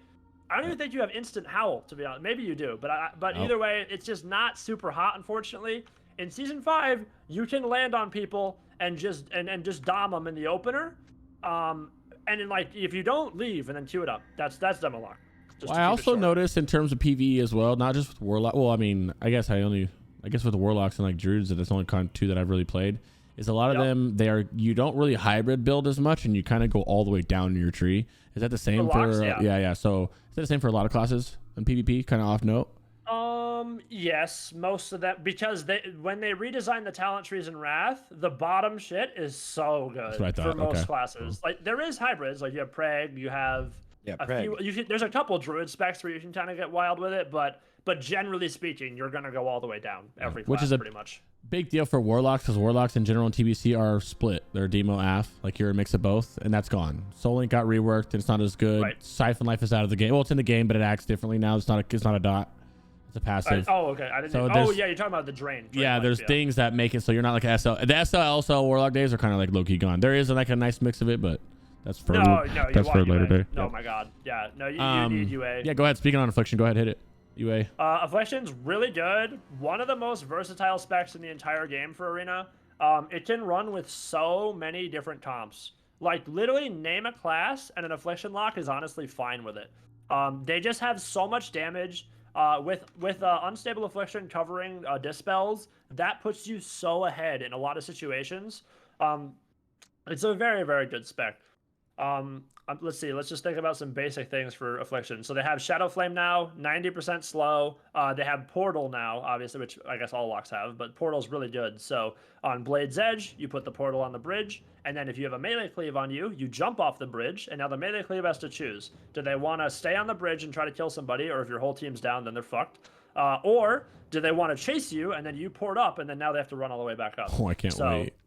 Unless they're a DK, then they grip you off the bridge and then you die. Get over here. But yeah, Affliction's very good, very versatile, very strong. I put it in A. The reason I put it in A is because Affliction, if you can't get away, you're useless. Like, you're like a Shadow Priest with no dispersion. If you can't get away, it is absolutely, you're just a corpse. Like, Turbo Cleave runs over Affliction locks. They have Tremor Totem. They have Warriors with Berserker Rage. The Paladin has 4 CC breakers. They literally just all in your Warlock and kill them. TSG is super hard to deal with. Even Kitty Cleave is annoying to deal with because the Feral has Berserk to break your fear. And A-locks are squishy now, by the way. So you're not a tank. Like in TBC, like locks are Tonka trucks. Nope, not anymore. In Wrath, you are, you'll live a little bit, but like if you get hit, you're gonna die. You're not like invincible at all. So can you give me an example outside of here of an S tier so we know what bracket, where to set the bar at? I only put 3 classes in S tier because no other classes can compete with these 3 classes. Do you want me to say 1 class or just 3 one. classes? The best of those, 1. in your opinion, yeah. The number 1 is Ellie. Ellie is so What? insane in Wrath. S5, Ellie. 6, 7, 8. Ellie is, they go Like from Ellie being Shaman? Ellie Shaman. Dead ass? Ellie Shaman. You just shook him. Oh, is that a hot take or is that dead ass? No, dude. What? No, dude. Ellie pups?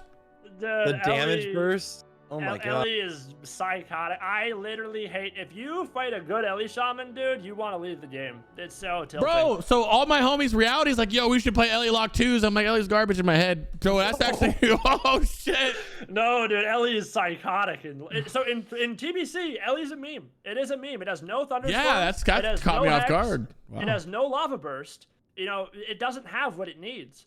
In Wrath, the reason Ellie is so strong is because you have Wind Shear, so you're shutting down any casters. You have Thunderstorm, so you're knocking any teams. And Thunderstorm is a joke, by the way. If you hit somebody with Thunderstorm, like you can send somebody from the middle of Blades to their spawn room. Like if you line it up right, and you have Ghost Wolf, obviously, so you can instant Ghost Wolf to areas. Wow. Yep. Ellies have Earth Grab totems, so if you have a cleave on you, you pop your Earthbind totem, it double roots both the DPS off you for 5 seconds, you Ghost Wolf out and you're chilling. And then when they get to you, you Thunderstorm them away and you kill them with a Lava Burst midair. Like, they're a really good class. They're hard to play though. Ellies are super now hard. it makes sense why everybody keeps telling me to play Destro Ellie. I'm like, why the fuck would I play Destro Ellie? Now it makes sense. That's super popular too. Yeah, that makes a lot of sense now. Yeah, but they're hard to play though. Don't think like they're a face roll comp. Some people say Ellies are easy. Like go play an Ellie to rank 1 and tell me that. Like Ellies are insanely hard because if you mess up your Thunderstorm and you don't have Earth Grab totem, you're dead. You don't have anything. They have no defensives. Like Ellies have next to no defensives. So if they mess up and they get caught out, the Ellie is a corpse for sure. But overall though, there's so many comps, and if you just look at the private server ladder. I mean, Ellies are just everywhere. Top tier 3s. 3s specifically, they're pretty good in 2s, but 3s they're gods. Like Thundercleave is just ridiculous. Wow, I did not expect that. That's crazy. Yep. So that's Ellie. I don't want to talk about it forever, but yeah. Does Ghost Wolf have 100% chance to movement speed? It doesn't remove slows, but it does. So it's not Druid. When you Ghost Wolf, if you're slowed, you're still slowed, but you can instant Ghost Wolf, and yeah, it'll speed you up a little bit. But if you're slowed, then you're slowed. So what did I answer your question? I'm sorry. Yes, no, someone asked if Ghost Wolf has 100% move speed, which you did great. Yeah. Oh my god, that'd be a joke. No, I think it's 30 or 40. I gotta look it up.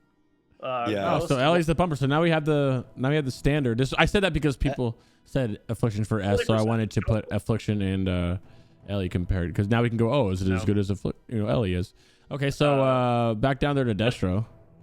Destro, yeah. And before I go through this whole tier list, like. You can literally do triple prop pally to like decent rating. Like Wrath is so like don't take this tier list to be like, well, fucking Ellie's S+, so I'm gonna go fucking Q Ellie, and that's it. I'm not gonna play anything else because it's not S+. Like you can literally play a B tier spec to like Gladiator, maybe even rank 1. Like you see LSD2, like I'll put Boomy. Boomy's gonna be in B tier. You can see Boomy's in Glad, and maybe rank 1 is LSD2. So don't think, oh, it's only S+. Wrath is so balanced, dude. You should play so many things. Just to get that out of there. So I don't want everybody to be like, oh my god, he's fucking just saying don't queue any other classes. Like, they'll still say that. So that's the opposite of what I say, dude. Don't play whatever you want and don't reinvent the meta. Fucking come up with something. Wrath is really diverse. But yeah, so you say Destro? Yeah, Destro. Where do you put Destro at, buddy? So okay. Watch your I fucking put mouth. Destro in B, at the top of B, in my original tier list. And all the BG warlords are in the comment section, like, holy shit, bro, Destro, Chaos what server Bolt. are you playing on? Strictly bro? arena Destro's too, yeah. insane. Like, it maybe could be bottom of A. Destro is absurdly broken with LSD or LSP. That's why people complain I put it in B. So if you play Destro Lock, Ellie Shaman, Holy Paladin, God comp. It is so insane, so good. Same thing with Resto Druid. It is so good. Rank 1, S+++, okay? Put a Destro Lock with anything other than a spell cleave, and you're just useless. Like, what are you gonna do? Like, I'm trying to think, like, literally name a class. And Destro Lock, it'll do okay, but it's not gonna do great like Affliction would. That's why I put Affliction in A. You can literally put Affliction with any team, and it will be really good, pretty much. That's a very good. Destro, That's a very good way to look at that too. Is like comparing. We put it in B because you compare this to Affliction. It's not going to beat it out unless you're with that God comp. So yeah, no, Affliction's 100% better than Destro is. Cool. But yeah, so if you remove LSD, Destro's not even that hot. But if you put LSD in the game, Destro's fucking psychotic. So so I put it in B, top of B, for sure. And yeah, it has Chaos Bolt. It's got Shadow Fury, does a lot of damage, but again, it's a Warlock, and if you get a Turbo Cleave on you, or you get anybody who's got Dispels, and you can't get away, you're dead, dude. All you do is cast Chaos Bolt, and they know that. They're just gonna get whatever, every time you go for Chaos Bolt, they're just gonna do everything in their power to stop you. And once you don't Chaos Bolt, you're literally useless. You don't do any damage. You immolate somebody, and then you can flag them. That's it. Then you sit there and you just twiddle your thumbs and you wait till you can cast Chaos Bolt. So it's not like this insane comp. Like Affliction is just putting out damage 24/7. A-Locks do so much more damage than Destro does. But Okay. Destro has the big burst, so that's why everybody thinks it's this god tier spec. It's a good spec. Destro's good. Flag, Shadow Burn, what Incinerate, backlashes, proc a lot too. Yep. There's more to it, obviously, but I get what he's saying. Yeah, we get what he's Also, saying. So fun in BGs. Yeah, Oh, like yeah. you mentioned. I think dominates. Destro in Wrath is like the most ridiculous BG like class of all It's time. ridiculous. Yeah, well, there's so like Ellie's in there. Yep, Destro's, anything that hits hard. You Chaos Bolt somebody in greens, dude. They're 100-0, no question. They're 100-0. Yeah. So it's a good spec for sure. Goes top of B tier. It's not like C or D. It's really good. It's the top of B tier. The highest spec for B tier is Destro. You're number 1. That's not even bad. People like think B is not viable.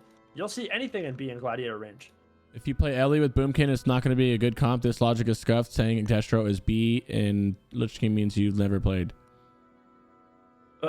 Is this too? Oh, I gotta read this guy's comment. Hold on. Who said That's it where? Oh, Well, he said it's A with. He said it's S tier with the right If comp. you play Elliot Boomkin, it's not going to be a good comp. This logic is scuffed. Saying Destro is B and WOTLK means you've legit never played. Yeah, that's true. I've actually never played WoW before. How did this guy know that? That's insane. Accept Christ or suffer. Wow. We only get the new people. I don't know what he's even saying. If you play Elliot Boomkin, it's not going to be a good comp. Saying Destro, I don't know what that's I not think even he's referring to specifically like using the logic of saying that there's only one necessarily S tier comp for Destro, when Boomkin or Ellie has a lot of S tier comps, but some of them are obviously garbage comps. I think. Oh, yeah. I'm trying to try. He didn't really word it very well at all. Well, you guys work on that wording, except, and we'll get back to that. So, Sarthe, what Seth, like a sexy Seth. I like Preg. it. Preg. Preg is really good. Preg is not on that list, but Yeah. Preg is absurdly good. Very, very good. I think I put it in A on my other tier list, and I would put it in A again. Preg is just a solid specialization. It is really, really good. The best support DPS in the entire game, unquestionably. You're still deep into ret, so you can freedom people out of stuns. Your off heals are ridiculous. You have so many off heals. It is absurd. Like I've literally almost seen Pregs out heal people. So that is insane. Go. Yeah, there's not too much to say about it. Like it's just a ret that does like a little less damage, but has a shit ton of off healing, and like that, and they're decently tanky too. I mean, they're not like they're not like made out of paper, so they're pretty strong. Pregs are just a solid spec overall. You know, not too. I don't know what to say else about it. It's just a paladin. You know what I mean? A thick pally. I'm trying to make a preg icon, but it's not working. I know you have to go in 35 minutes, so I want to kind of run through them. I don't want to. We got about an hour and 10 minutes. Okay, go ahead. Hit all the paladins and go ret. Oh, do you want to cut out ret next? Just regular ret? You said A for preg? You can do ret, yeah. Ret's really good. Ret is solid. Obviously, you still have wings. Freedom out of stuns, just like pregs do. You have a big amount of burst now. You don't seal twist in Wrath anymore. So obviously, you know, seal twisting in TBC is massive with Wind Fury Totem. Wind Fury Totem is also nerfed in Wrath. So TBC Wind Fury will give you a potential double swing. So when Ret seal twist, I actually have a screenshot of me getting hit with 9 melees at once from a Ret in TBC, and I took 9,000 damage and I died. I have that screenshot. It just that's so funny. But yeah, so obviously it's a solid spec, but it's more predictable damage now. So you pick up Crusader Strike. I'm sorry, Divine Storm. And some people do go, some people don't go. Divine Storm is kind of a topic. I'm not a ret expert, so I'm not going to say I am. But it's a very good class. It's got Dispel. You can take poisons off. You can take magic off. You can take diseases off. You know, you've got Bop. You've got DSAC. DSAC is a huge ability. Divine Sacrifice. That is a new ability. It goes in A if you want to put it there. Cool. But yeah, it's really good. Divine Sacrifice and obviously Hand of Sacrifice are really good. It's like just like Preg, except it has less off heals. So you know, let's say your healer's getting run over, you can put a Hand of Sac on them, transfers 30% of all damage to your to the ret now, which is really good because in TBC, Blessing of Sacrifice is totally different. So they changed it, so it's actually like a big cooldown, and it will really save your teammates. So we're gonna put it at A. We'll bake Preg into that since it is ret. Red above Distro, Ink Flame. What about Holy? I don't know. I mean, if somebody can just, I mean, obviously, I'm more than happy to answer any questions in Twitch chat if they actually like speak English and like actually just, like if they just like, you know. If you guys have, as usual, when we do this, if someone has something to say with it, then this is the time to talk about it. We're not flaming anybody. This is when this is. It has to be we don't know everything. Sentence. Yeah, you know what I mean? Oh yeah, no, yeah. Canary's just strong. You should literally put a costume back around to it. What about Holy Paladin? Holy Paladin. Oh, Paladins are so juiced. This guy says I'm only a TBC player. That's funny. TBC is the least amount of arenas I had played in all of World of Warcraft. But what do you say? Holy Paladin next. Holy Paladin. H-Pala, God tier. Really, really good. S for sure. Holy Pala is the best healer, unquestionably. It is so strong in Wrath of the Lich King for a whole multitude of reasons. For starters, as I mentioned before, I'm kind of overlapping a lot because obviously it's hard for me not to. But it has, you know, Divine Sacrifice, which is a team-wide damage reduction, and it also breaks them out of any CC. They have Hand of Sacrifice, and on top of that, they have Bubble and Trinket, those are all huge. The raw healing power of a Holy Paladin in Wrath is the highest out of any class in the game. If you had a Arsham, an Ardruid, and a Holy Pally, and a Disc Priest line up and just heal the dummy, the Holy Pally would dominate it. It wouldn't even be a game. Like and Holy it's healing Pally itself, right? Yeah, like the what is, sorry? And it heals two things at once, like Beacon. Yeah, you have Beacon of Light. Yep. So you have Beacon of Light. So basically, you can put Beacon of Light on, you know, your first DPS, and then your second DPS is getting hit. You can heal your second DPS, and then it will heal both of them with Beacon, or you can put it on yourself or whatever. And then you have Sacred Shield. Sacred Shield is the strongest ability in Wrath of the Lich King. In my opinion, unquestionably, Sacred Shield is the most insane ability, period. It is ridiculous. If you don't purge off Sacred Shield from a Holy Paladin, you do not do damage. You don't do damage. You literally will sit there, and you'll just hit this guy over and over and over again, and he's just 90%, 100%, 90%, 100%. He just never moves. You take Sacred Shield off, you'll start chunking him. But Sacred Shield is ridiculous, and it scales with spell power and stuff. So that's why Sacred Shield's so good for Holy Pally, because it's a double-edged sword. Because if you fight a team that knows that, like when I fight H-Pal of War, all I do on my Disc Priest is take Sacred Shield off. That's the only thing I do. Just Sacred off, Sacred off, Sacred off, Sacred off, because then the Paladin's just spamming Sacred and they're not casting, and that's how you can get ahead. But Holy Pallies are unquestionably the best healer in Wrath of the Lich King. The only fault that Holy Paladins have is that they're really bad at playing offensively. So, well, maybe not like maybe bad wording I chose there, but they can't help as much as a Disc Priest could, or as much as a Resto Shaman could. So Resto Shamans have Purge, they have Hex, and they have Wind Shear. Those are all huge offensively. Disc Priests have Purge, they have Fear, they have Mind Control. Even Druids have Cyclone and Root and Bash. All Holy Pellies have is Hodge. That's it. And they have like a proc stun if they do this seal and they auto you. It's a small chance to proc for like 2 seconds, but that's all they have. Hodge and that. And so once like, if the Holy Pelly is trying to be aggressive, they don't really do much, you know what I mean? But they're really good though. They're the best healer for sure. There you go. This is a random question, not necessarily random, but do any healers output quite a bit of DPS and help with DPS quite well? Because I know Disc is like generally always good at that. But there's some iterations of the game where Holy Paladins out of nowhere can just like come in and shock it in someone's face, you know? Oh, you're saying like, do they like help do damage? Yeah, like during a go. No, they don't. I mean, they can auto attack. They have Hammer of Wrath. I think it's called Hammer of Wrath in Wrath. It's the finisher execute. They throw that. That'll do some damn. That's about it though. They don't do damage. They literally just auto attack. They can exorcism, but that doesn't hit for anything. Like there's no, unless you're running like a Mimi hybrid spec where you're like all about holy damage. Maybe that would be a thing. I don't know enough about that spec to talk about it. Like a Shakadin. I don't know if Shakadins are in Wrath. I don't know if I've ever seen one, to be honest.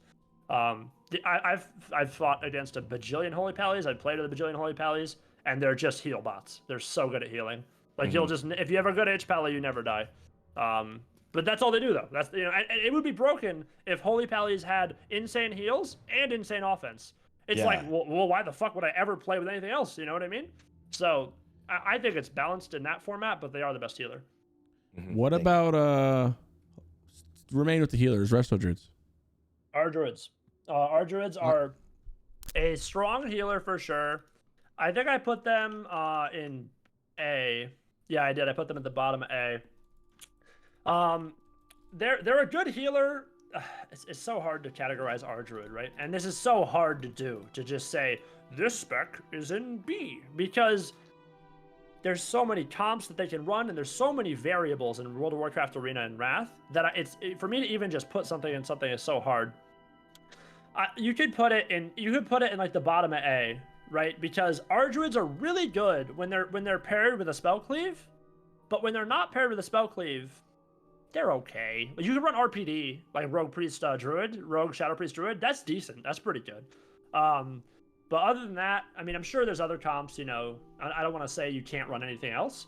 But they don't have as wide of a range as like a Disc does or a H-Pala does. And Resto Shamans kind of suffer from the same fate. So if you had to itemize them all out, you have Holy Pally at the top, and I guess I won't say the other specs yet because this is the tier list for them. So yeah, all right, but that's our Druids. They're good. Obviously they can bark skin now. It's non-dispellable. They bark skin off global. Nature's Grasp is 3 ticks now instead of 1 tick. So they're good. And if you see a good that's a class too, by the way, Resto Druids. Like a good Resto Druid versus like a 1500 Resto Druid is 2 different classes. You literally, like, if you're a good Resto Druid, somebody's cloned the whole game. It's ridiculous. Like, it's really, really hard to deal with. They're constantly controlling the whole lobby. They also get a big buff to their Swift Mend in Wrath. So if you put a Rejuve up on somebody and you Swift Mend it, it doesn't eat the Rejuve. It keeps the Rejuve on there, but it heals them as if it ate the whole thing. So that's a kind of a nice buff too. And they get Wild Growth, obviously. Not everybody specs Wild Growth, but a lot of people do. Depends on what you're going for, because if you want Insect Swarm, then you'll go into deeper into Balance, and you also get Nature's Reach for the clones and stuff. But yeah, they're by bottom of A for sure. What about? Okay, so I want to ask. I see it a couple times too. What about how's Resto Druid Lock? Our Druid Lock is really good. Is it still like a good comp, like a good one? Yep, you can run it with our Sham Lock is better in 2s because the Sham can help kill, right? So if you're playing with a Lock and you're a Resto Druid, what can you help with? You have Bash, you have Cyclone, you have Roots, and you have like Wrath and Insect Swarm and Moonfire and stuff like that. But if you're fighting an H-Pally team, and H-Pallies are rampant in Wrath, remember, you can never take off Sacred Shield unless like you get devoured, if their pet devours it, which is like fucking good luck. The Pally will put it back up in 1 second. So it's good. But the lock and the druid have to play very well, because if they're not perfectly in sync, they won't have enough damage to finish. Whereas our sham lock, the sham can just like purge the shit out of whatever they're killing, and it makes it a lot easier to kill them. Okay, cool. While you're on that, Resto Shaman, you can go on Resto Shaman next. Our shams, very similar. Our shams do have lust though, because bloodlust is or heroism. You know, bloodlust heroism is ridiculously strong, 40-second duration, psycho haste for casters, melees, like every class loves that. So, but they do have, you know, a similar fate. Whereas if a cleave goes on an Arsham and nobody peels him, the Arsham is absolutely dead, 100%. Like I've ran some cleaves and stuff in my warrior, and if they have an Arsham, we just open him, and that's it. That's the game. Like if they don't peel us, the good ones will. The good, like MLSs, the MLSs, and any spell cleave with the Arsham, like you can run Shadow with the Arsham, which is Frost Mage, Shadow Priest. If they peel the opener and the spell cleave gets ahead, the cleave lost, no questions asked. What's PhD? PhD is H Paladin, so Holy Pally, Marksmanship Hunter, and Death Knight. Wicked strong comp. Okay. Wicked good. So you say A tier but above Resto, right? I assume. I don't know. Like I put it above Resto in my video. Arsham's, it's just so you could do whatever you want. You could put it on either side of it. Like it's an A, but you have to be really good too. Better than they were in TBC. Oh yeah, dude. Oh yeah, our shams are fucking gods. Yeah. So it looks like our shams are much better than TBC, and Resto Jews lose a peg. Yeah, because that's such a swap. Yeah, but it's not like our druids are bad though. You just have to be like. It's no feral charge. Yeah, you got to watch it more. It looks like you're a tree, so you can get banished more often with all the warlocks, as well as what, no feral charge. Yeah, true. Yep, you got to watch banish, so you always focus lock and you watch banish, but you just shift out of it super easy. Yeah. And then when you shift out, you can shift out of a banish. No. You shift out when he's casting the banish. Okay, so like you'll be tree. Yeah. And then if he casts banish, you just shift out so it doesn't land. And then once you're already out of form like that, then you can just start casting clone or threatening something to eat a CS or whatever for your team. Or you can just go, and then if you get locked, you just go bear and bash somebody. So. Riptide. Riptide. Riptide's good. Yeah, there you go. Instant. They get a second instant heal. That's kind of exciting. Urshield's buffed. Sorry, I didn't say that. Urshield's buffed. This is so much information. I'm sorry, guys. So Riptide's good, but Urshield's super buffed now. In TBC, you dispel Urshield one time and it's gone. Boom. Urshield's in the trash can. No longer a thing. The sham has to respam it. In Wrath, if you dispel Urshield, it will take off charges of it. So, it starts out, I think it's 8 or 9 charges off the bat, and you dispel it, it goes down to 7 or 6, 5, 4, 3, 2, 1 every time you dispel. So your globals are getting eaten up by that. Whereas in TBC, it's just, I feel so bad for our shams in TBC. You hit, like when I play disc and stuff into that, it's like, all right, there's Urshield. Okay, it's gone. All right, nice job. It's like, just so, and he has no Riptide, so he's just sitting there. And if you play with the lock, they're just tongues the whole game, and that's it. They just cast. On the shaman front, totems. How's this? Anything changed totem wise? Objective, like they're kind of easy to handle with in BG's arenas anyway. Yeah. Nice. Oh yeah, it is one global. Yep. So yeah, there is I don't play Arsham or Shaman. I do want to learn Arsham, so I'm not going to say I'm an expert in that class at all. However, yeah, you Stoneclaw totem gets a buff. So when you Stoneclaw, it will give yourself and all your totems a big shield. So that's really nice. So when you get tunneled, you can put Stoneclaw down. It'll give you a beefy shield. And if they try to kill the Stoneclaw, it will stun them. So that's nice. After Stoneclaw, Manatide's buffed too. So Manatide has I think it's 13,000 health now. Whereas in TBC, Manatide had 5 health. So they put Tide down, I throw 1 wand, and it's just, that's the cooldown. It's just in the trash. Whereas, at least in Wrath, your DPS has to help kill it. They can't just, 1 click. All right, yep, there's Manatide. 1 click, there's Urshield. So Manatide's bigger, Urshield's bigger. I'm sorry, yeah, Urshield is better too. So those are 2 big buffs. Is that glyph you're talking about for the 5K shield? What glyph are you talking? Oh yeah, it's a glyph of Stoneclaw totem. Okay, cool. And what's the 4 totems? Is that a talent, or is that just? Yes. No. I'm sorry. 4 totems is just a baseline. Every sham has 4 totems. Yep. So you have there's 3. But how do you have set up the combination of 4 or something, like an add-on? You or do. something? Yep. Okay. It's in the bottom left, like where your stealth is for That's a rogue, fucking cool. or like your stances are for a warrior, or Makes me want to play it more. Yeah. So and you can choose, and so you'll have and you're always running it for whatever your comp is.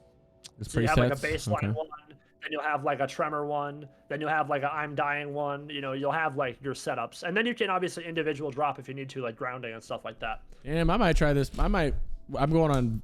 It's way more I'm going convenient. on a trip this week, but I'll be back Thursday. I think I'm gonna start a LA Shaman on that Lich server on Friday or something. Yeah. I'm gonna start a new alt there. I don't know which one, but Shaman's kind of. I've never played a Shaman before ever, so it kind of sounds fun.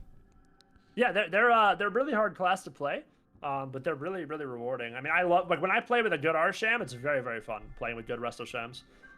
But when don't worry. I am from TBC, and I play the most difficult fucking class in the game, the Warlocks. Yeah, okay? you do. So I am fucking adept when it comes to rotations at this point. Okay. He isn't locked in. I've never seen him miss a global. He's locked. This guy's fucking mad, dude. He's got a 1 through 0. Yeah, run those logs up. Damn it. Okay, so you can touch on both Priest, Disc, and Holy. Disc first, and then it's just your bread and butter right here. So you know, I love Disc Priest. Sell Disc it. Priest is so much fun. Yeah, so it's really good. Discs they get big buffs going into Wrath. You have the coolest spell in the game. Hello, Penance. It is so sick. It's a channel, so you shoot Penance, and it's basically 3 flash heals, right? So you Penance your teammate, and it will give them 3 heals. It shoots like bolts of like holy light. It looks sick too. And it stacks your Grace. Grace is a big thing for Disc Priest now. So that's in the talent tree. There's 3 stacks of it. Each stack is 3%. So you'll have 3% Grace, 6%, 9%. And if you penance somebody, it just puts them right to 9. That comes off penance and flash heal, G heal, and I think binding heal as well, but maybe not binding heal. But yeah, so you keep your Grace stacks up on your targets, which is really nice. It also gives you Divine Aegis procs, which is like a little shield. So if you get big crits with your penance, you can get a double shield. So you have Power Word Shield, Divine Aegis, and Grace up. So it's really fat. And it's a really short cooldown too. So, you know, it's about 10 seconds. I think you can glyph it.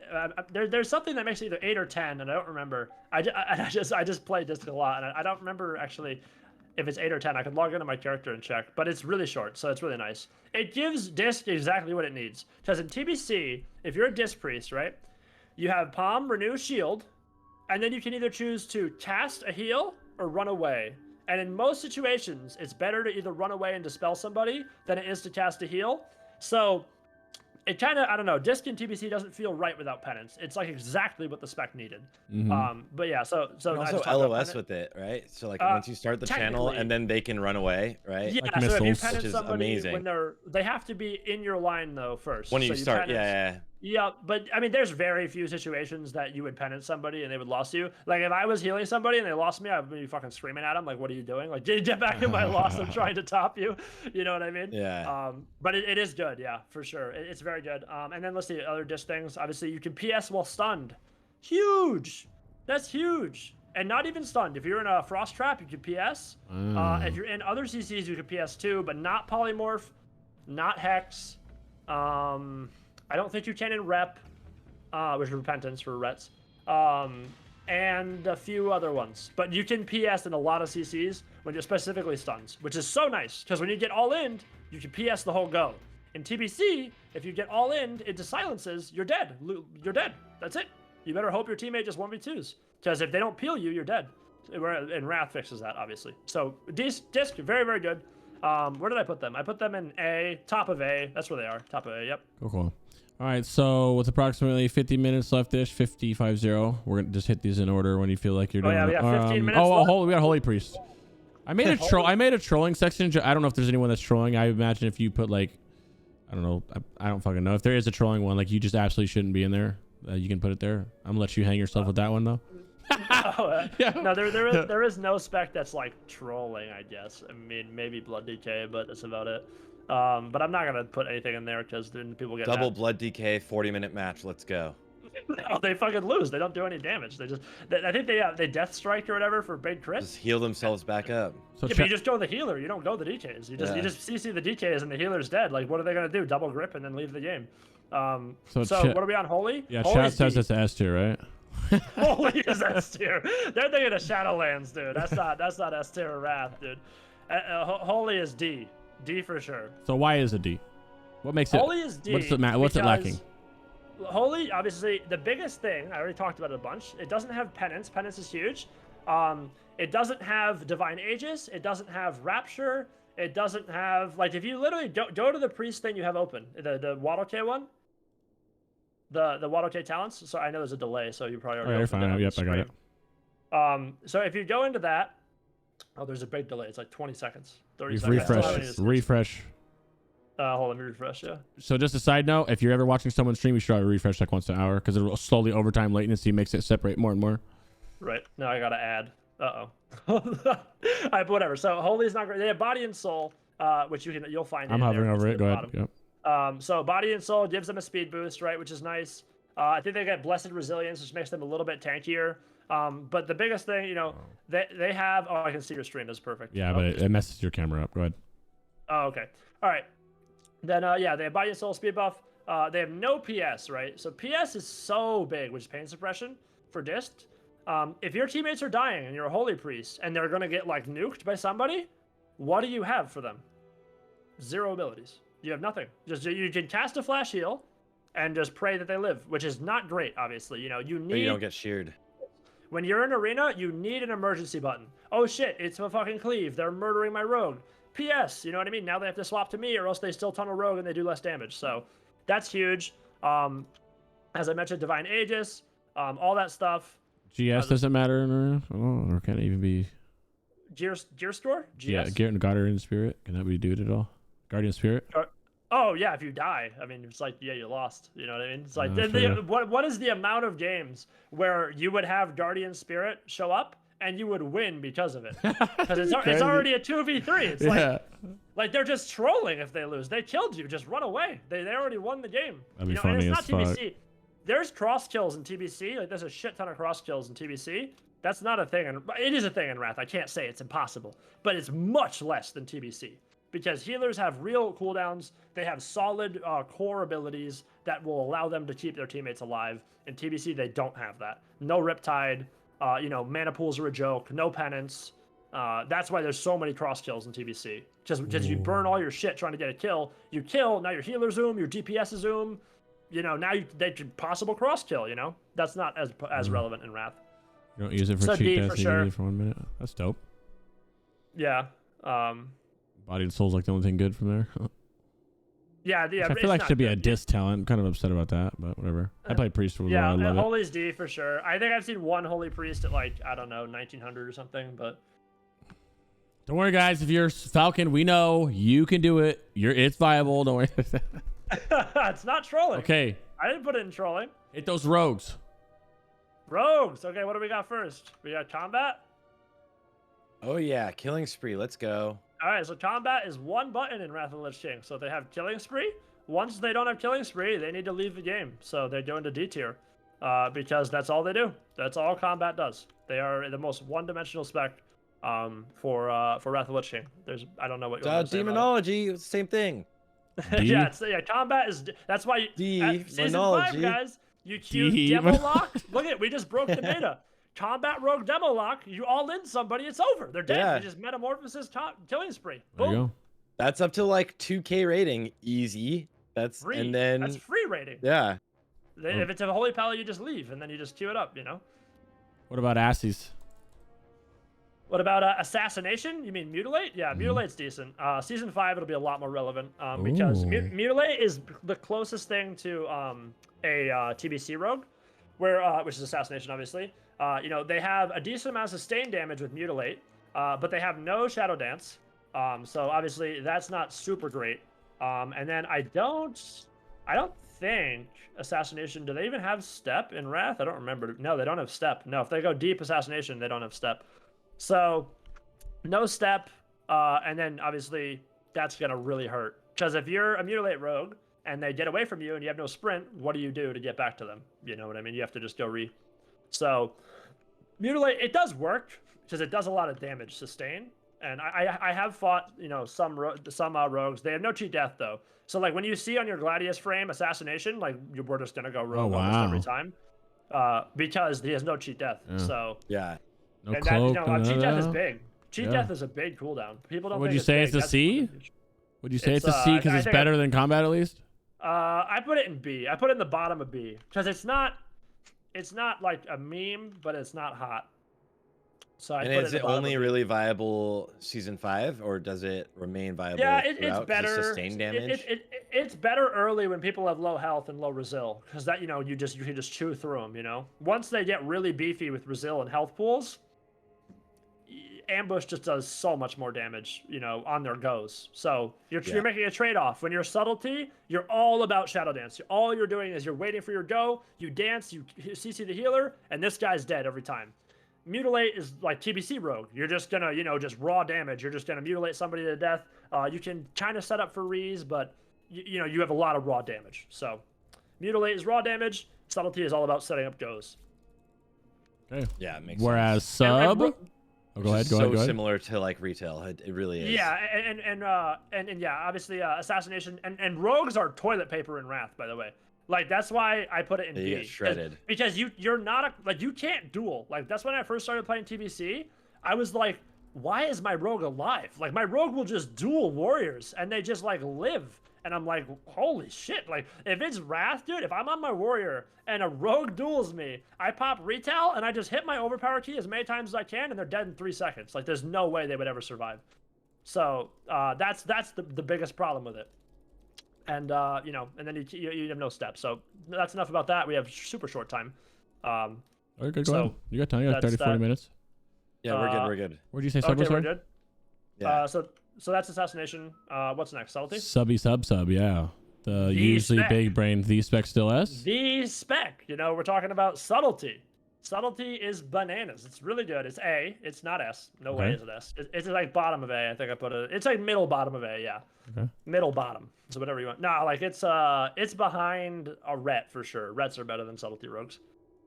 But they're good. So you pick up Shadow Dance, right? Shadow Dance, I believe it's 6 seconds. So it's a 1 minute cooldown. So every one minute, that's fast. You know, you have a trinket every 2 minutes. So if they get your trinket on a go, the next time you have dance, which is in a minute, someone's dying. You know, you're gonna kid them into a cheap, into a kidney. You can even double cheap them. You can garrote out because you can do all your stealth abilities while you're out of stealth. So that's why you'll see in Wrath, the rogue skill cap fucking exponential. Like subtlety rogues, one of the hardest classes to play in Wrath. No questions asked. You're super squishy, but if you play properly, you would do shit tons of damage on your goes, and you have tons of control. Gouge is 5 seconds now. Everybody specs gouge. So really good sub rogues will gouge you 24/7. Like they'll just be like rotating gouges. When they they'll burn their points, and they'll just gouge somebody because it just takes them out of the game for 5 seconds. So they're really strong. Shadow Dance, great. You have Shadow Step. Obviously, you have Prep. You have Assassination as Prep too, but Sub as Prep, which is great for your goes. You can the biggest, like the nuttiest shit you can do with Shadow Dance is landing saps out of nowhere. Let's say you pushed into a team, you got some pressure, they're running behind a box, they're trying to reset. The good rogues will count the combat timer, you know, about 7 seconds or so. And if they're in that window and they see the combat break on the guy, they'll just dance and sap him right behind the pillar, and then that guy's dead. You know what I mean? So Ooh. Shadow Dance. Whereas in TBC, you need a vanish to sap. If you have no vanishes, you're not sapping anybody. You know unless you run away and re. So these mid-combat saps don't exist in TBC. And obviously, if you're fighting a druid, they're ferrying you 24/7. You can't even, if you vanish early in TBC, you're dotted. You know, you just come right out of the vanish in like 1 second, so you got to instant sap them. But yeah, so that's subtlety, very good spec, very very hard to play though, for sure. Okay, hit your DKs up. What'd you say about blood earlier? Not great.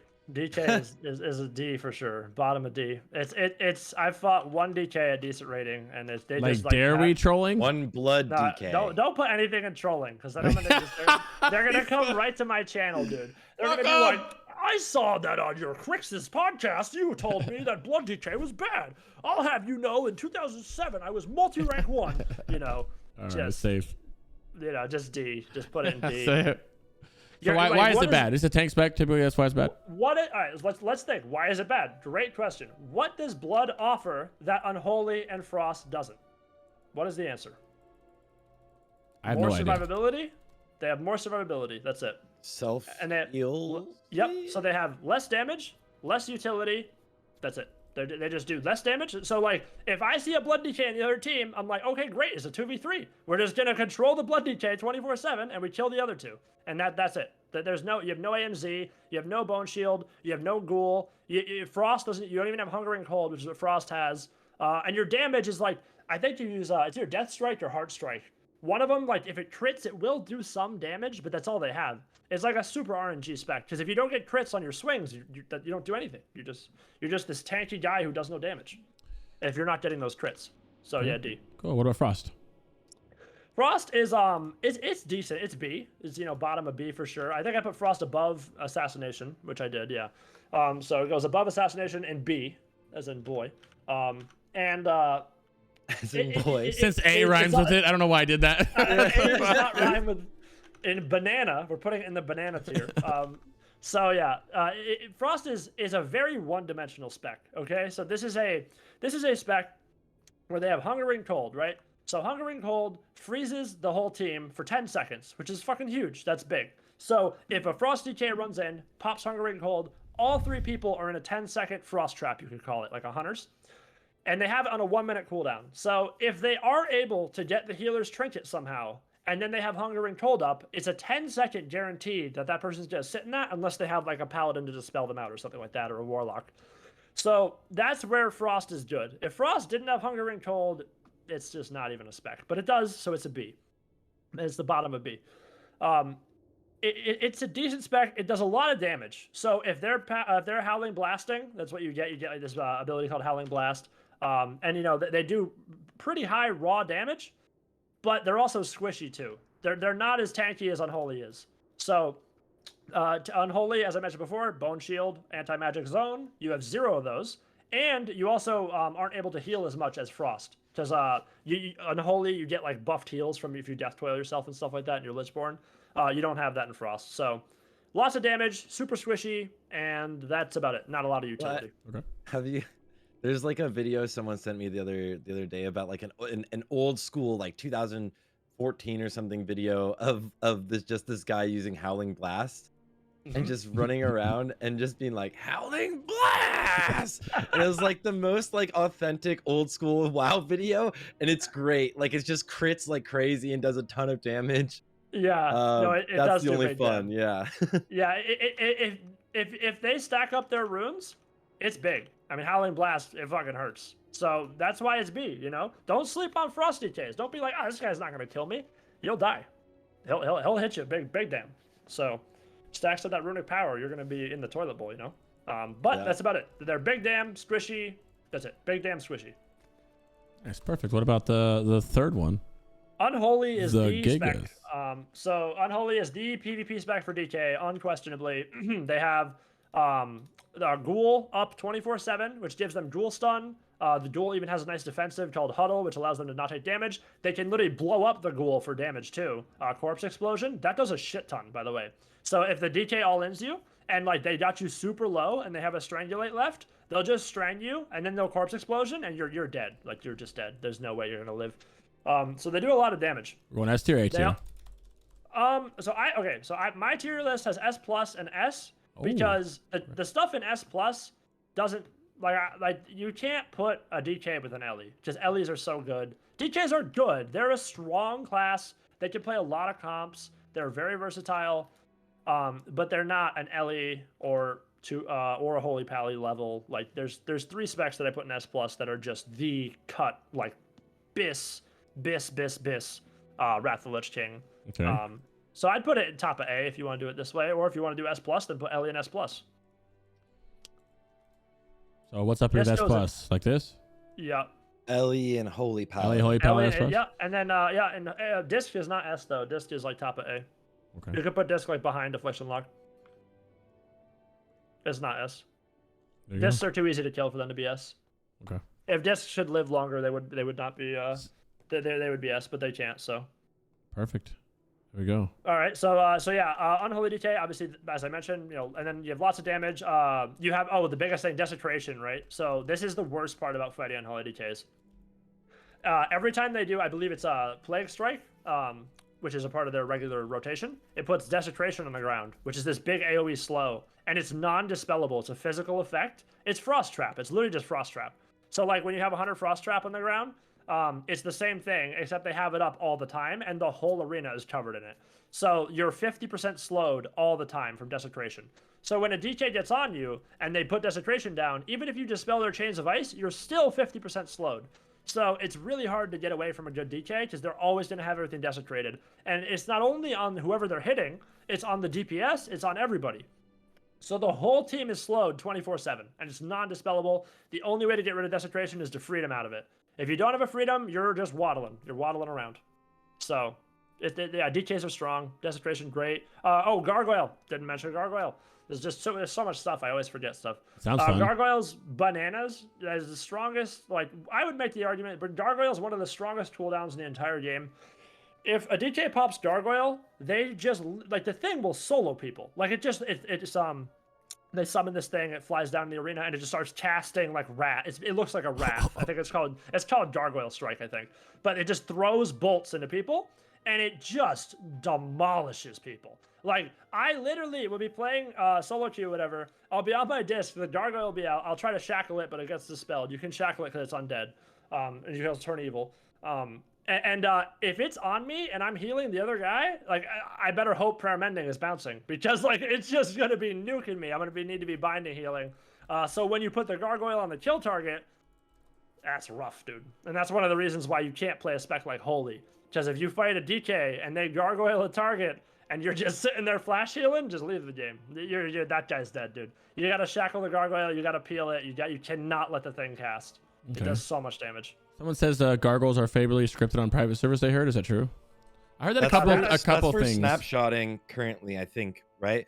So like right now, all of your abilities can snapshot on, like all of your buffs can snapshot your gargoyle in your opener, and it will just be like, it'll be hasted, it'll be just buffed up with all of the damage it does.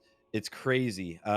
We don't know if that's gonna be a thing on the live realms. That's definitely a difference. Yeah. That's a great question, and I would like to know the answer myself. Whoever asked that, I see the question. That's a great question. I would love to know the answer. One of those things that's got to be tested. Yeah, Rug said he wasn't sure either. It's his first thing he was going to test on beta. Cool. Yep. Nice. Yeah, that'll be good to know. But yeah, that's DK. Okay. Boom Daddies. Boom Daddies. Daddies, bro. I have a soft spot for Boomkins. Me too. I love Boomkins, but I am not going to favor them. I still put them into the S2. bottom of B. They're above Frost. Okay. Their boomies are okay. So they're super comp restricted, right? So that's why you'll see the B tier is super comp restricted. Assassination can only play with like stuff that's high damage, and they're all about cleaves. Frost is the same thing. Boomkins can only play a few specs, and Destro can only run a few cleaves. That's why they're all in B. I like that. Because they don't have the versatility, Because, like, for example, like rogues can run, like if you look at above B tier, all those specs above it can run a shit ton of comps to high rating, whereas these ones in B can't. But they're still good though, and that doesn't mean they're bad. So don't think, oh my god, Boomkins B is dog shit, nobody queue it. Like, no, it's strong. As I mentioned before, LSD2, that is unstable affliction, so a UA lock, Boomkin, and a Resto Druid or a Holy Pally. You cover everybody with UAs. You're cloning the whole game. You're fearing the whole game, and you're setting up kill windows. The strength in Boomkin is if the Boomkin is left alone, okay? So nobody touches the Boomy, they are literally 2x on the damage meter, any other class. If they could just sit there and just turret, Insect Swarm, Moonfire, Wrath, Starfire, they are gonna nuke the whole lobby. Like, I couldn't even tell you how many people in solo queue, like, I'll just swap to a healer like a Disc who has no PS, and they're not ready for it. I'll get some procs on them, and if I have like a Starfire proc, I'll just hit them with 3 Starfires, 100-0, they're dead.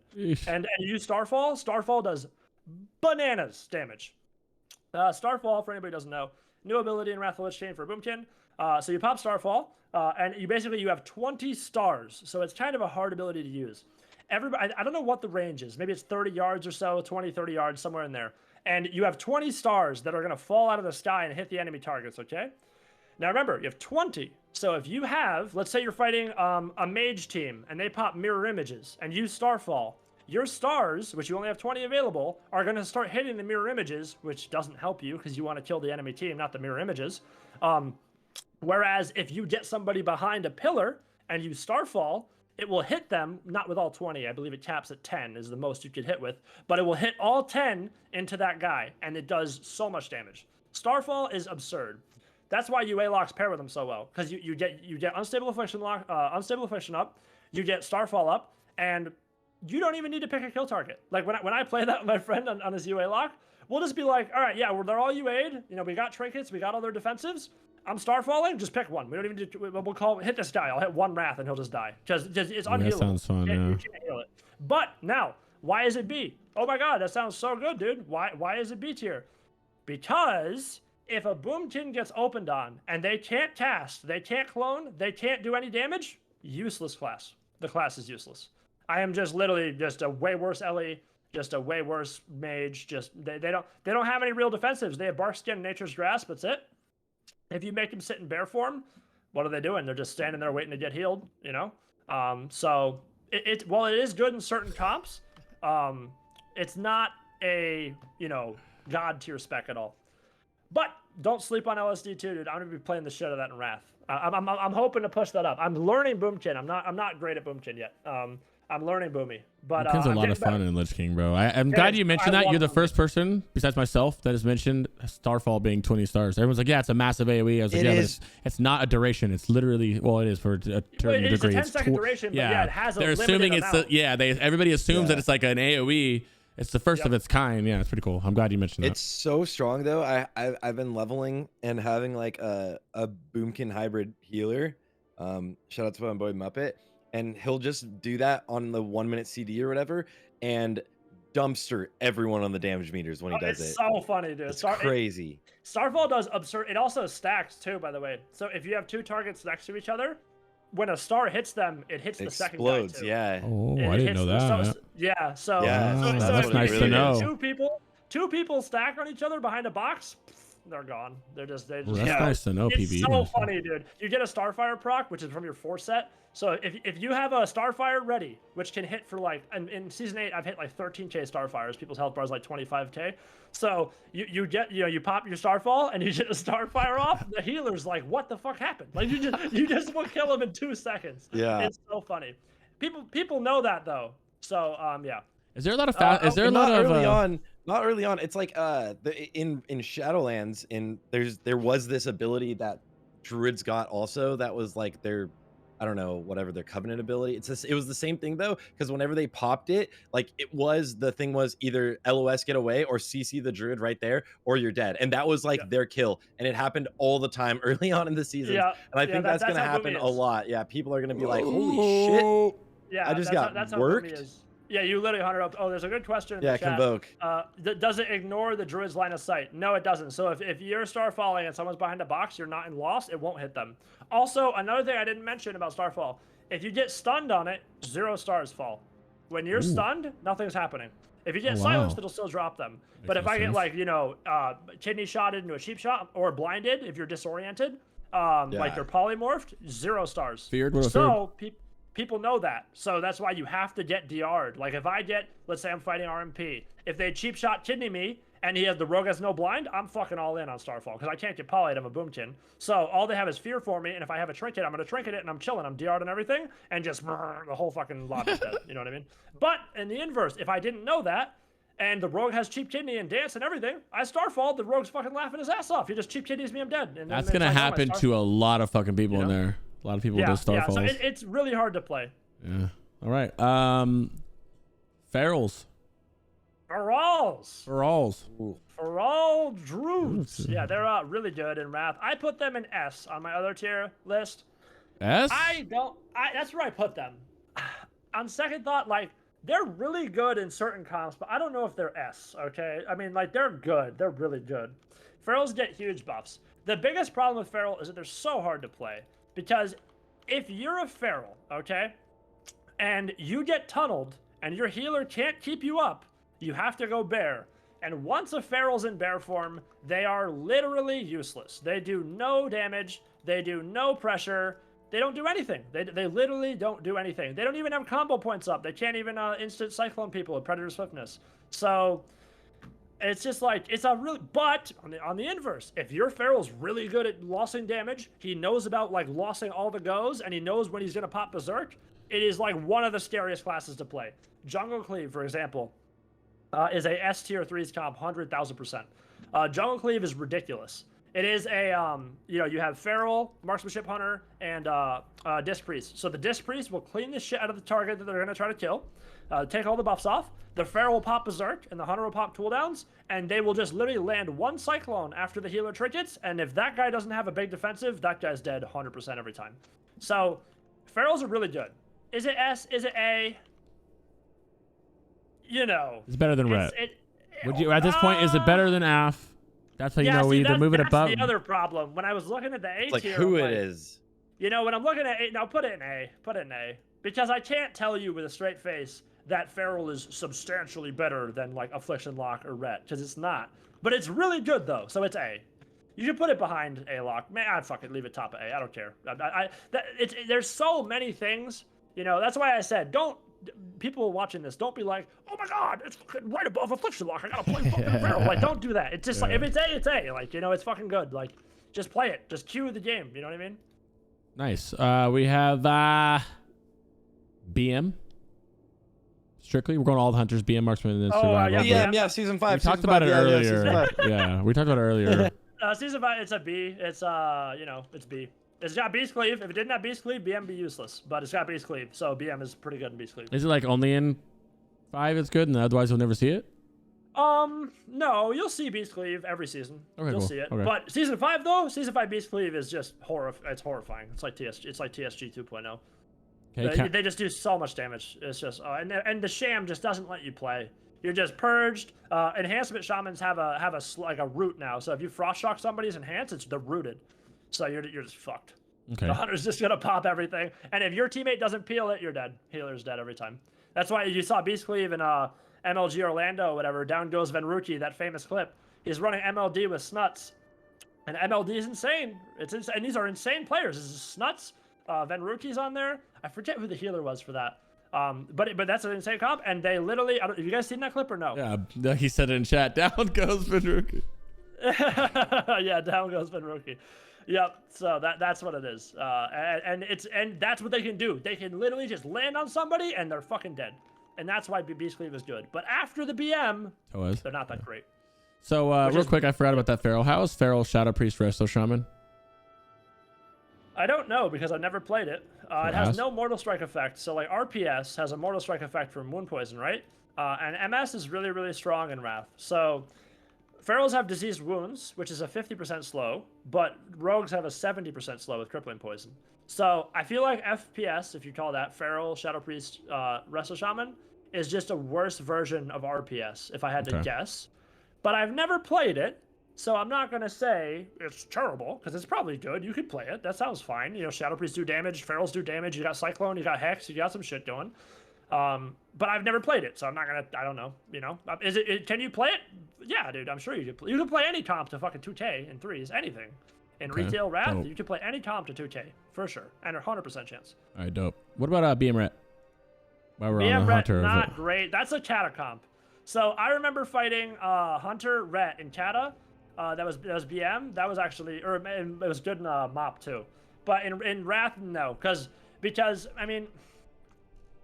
I don't know, you've got Wings and you've got BM, but you have no Purge. You have MS from the Hunter's aim shot. The Hunter doesn't need freedom. So like, I don't know, who's the Reckoner of freedom himself, I guess. I don't know, but like, he's just not gonna, they have no tick. So like, that comp, you know, if you write BM Ret, they have no tick. They have 0 kicks. So like, the fucking healer, if it's a Holy Pally, you're just gonna just flash a light 8,000 times and they're all full health. And then the BM's over and they lose. So I don't know if Ret BM is that good, but maybe, you know, queue it up, play it up, dude. You know, make it good. Make it good. Okay, what about Big Damn? Big Damn, somebody says. That's it. Do Big Damn. Just fucking get in there. Hodge him. He's dead. Go. Yeah, for anybody joining late, which obviously I can tell by the numbers there are. This is a friend, Earpugs, who is a PvPer who just knows Classic and Lich King PvP, so he's just gaming us. Gamer. Yeah, just gaming us on some Classic stuff. We're gonna do a few PvP episodes. The first guest is Earpugs, so welcome. And also, how about hunters? Marksman, This will be right, posted to Emma? YouTube, by the way, afterwards with timestamps and stuff. Sure. Hunters are bananas. Hunters get so many buffs. Hunters get so many buffs going into Wrath of the Lich King, dude. No longer are they just like running 2 comps like they are in TBC. You can run so many comps. Whoa, really? Especially as marksman. Yeah, marksman's ridiculous. Marksman's S, no question asked. What? Marksman, yeah, marksman's better than every spec on A and B and D for sure. It is Let's now. go. With that being said, Skill. With that being said, it is one of the hardest classes to play. So if you're not like playing out of your mind, Hunter's not S. But since it has that capability, I can't deny it. Like when I fight really good Hunters, I fucking hate playing the game. I'm just scattered. I'm silenced on everything. They'll hold all their shit for when you exactly need to heal, and then boom, you're scattered, you're silenced, you're readiness, you're rescattered, you're trapped, you're silenced, and then you leave the game, you're dead. So they're a really good class. Readiness going to marksman tree gives you the ability to scatter trap 2 people in the same split. And not only scatter, you can, if you readiness, you can scatter somebody, trap 1, readiness, scatter somebody, trap 1, kill the 3rd player. You can make 2 people not play the game by yourself if you're insane. Homer J has clips of that too. And range traps, yeah. Yeah, you have freezing arrow. So it's called freezing arrow, and you shoot your frost trap across the arena. In TBC, you not only and also they remove the restrictions. So in TBC, you can do 1 trap every 30 seconds. Nature, fire, or frost. In Wrath, you can do any of them with like interchangeably. It's still 30 seconds, but it's like, you know, you can do 1 snake trap to root somebody. You can do 1 fire trap for some reason. I mean, damage, I guess. And then you have a frost trap as well. Mainly people do roots with the snakes. The snake root is really good. Everybody knows that hunters are going to be looking for scatter trap, right? So everybody stacks their healer when they fight hunter teams. Because when you see your healer get scatter shotted, what comes next? The trap. He's going to launch it, and if you stand on the trap, you can eat it. So that's why crazy. People will stack their healers. And you can also death scatter. You know it's coming because it's 20 seconds. That sounds fun. So, Hunter kind of low-key sounds fun, and you guys know I don't fuck with hunters. It's really hard though, remember, because you're super squish as a hunter. You're not. Oh, you can only launch one. You can only launch the frost trap, the frost one. Yeah, it's not kata. freezing trap launcher. You don't have trap launcher. And it's just freezing, right? Okay, cool. Just freezing. Well, I mean, at least it's freezing and not like fucking snake trap or something. They don't give you fucking like immolation trap. Like, oh, I launch this thing. These guys are dead. Explosive trap. Yeah. Yeah. Launch an explosive trap, whatever. Okay. But yeah, they're really good. They have disengage, by the way. Deterrence is buffed. Deterrence removes all. Deterrence is like a 4-second incoming damage and vulnerability. So if you're dotted, it doesn't actually stop any of the dots, but it will stop anything that hits you. So people, that's where now this is where hunters are insane. Remember, so if you're fighting a rogue team and you know that this rogue team wants to go you, and they're gonna blind you for your trinket. When you push in and you see the rogue ready to blind you, you deterrence, he blinds into your deterrence, you break deterrence, and now his blind's in the trash. So that's like one example, you know, and every class. Yeah, you know, every class has that kind of outplay potential in Wrath. But hunters have a shit ton of it. They have disengage. You can double disengage. So like, if you're, nobody will do this. It would have to be so niche, but you could do it. You could go on Blade's Edge. You disengage off the edge, you readiness midair, turn around, disengage back onto the bridge if you wanted to. But like, you know, you'd have to like perfectly burn your CDs and shit to make that make sense. So perfect. Yeah, the hunters are great. What about that last boy? Who's the last boy? Survival? Oh, survival. Okay, so this is probably the least knowledgeable spec out of every spec on this entire list is Survival Hunter. I put him into C. Okay. Ooh, the first C. Okay. Yeah, they're C. Okay. I don't know that they're great. I don't see them ever. Now, granted, a lot of my experience, you know, a majority comes from Season 8 private servers. So maybe Season 5, you know, there's and keep in mind, you know, even the Season 5 servers have a very small player base compared to Blizzard servers. So when we see this giant fucking swarm of people come in Wrath Classic, you may see Survival go, you know, push it up. Maybe, you know, I know HLD is decent. Affliction Lock, Survival Hunter, Wrestle Druid, you know, decent. You have Freedom from the Hunter. You got Portal. You got Big Dam. You got UA. You got Black Arrow. But it's definitely not as good as Marksman, and I don't think it's as good as BM. But I'm not going to say it's bad necessarily, you know, but it's just not as amazing as the other two. Now, Season 5, who knows what they could do. Maybe Season 5 Survival's good.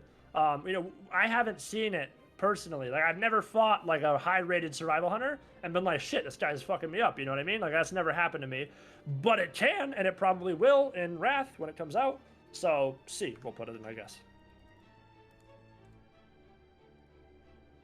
Okay. I'll take it. I'll take it. Survival. It's fine. We just go marksman.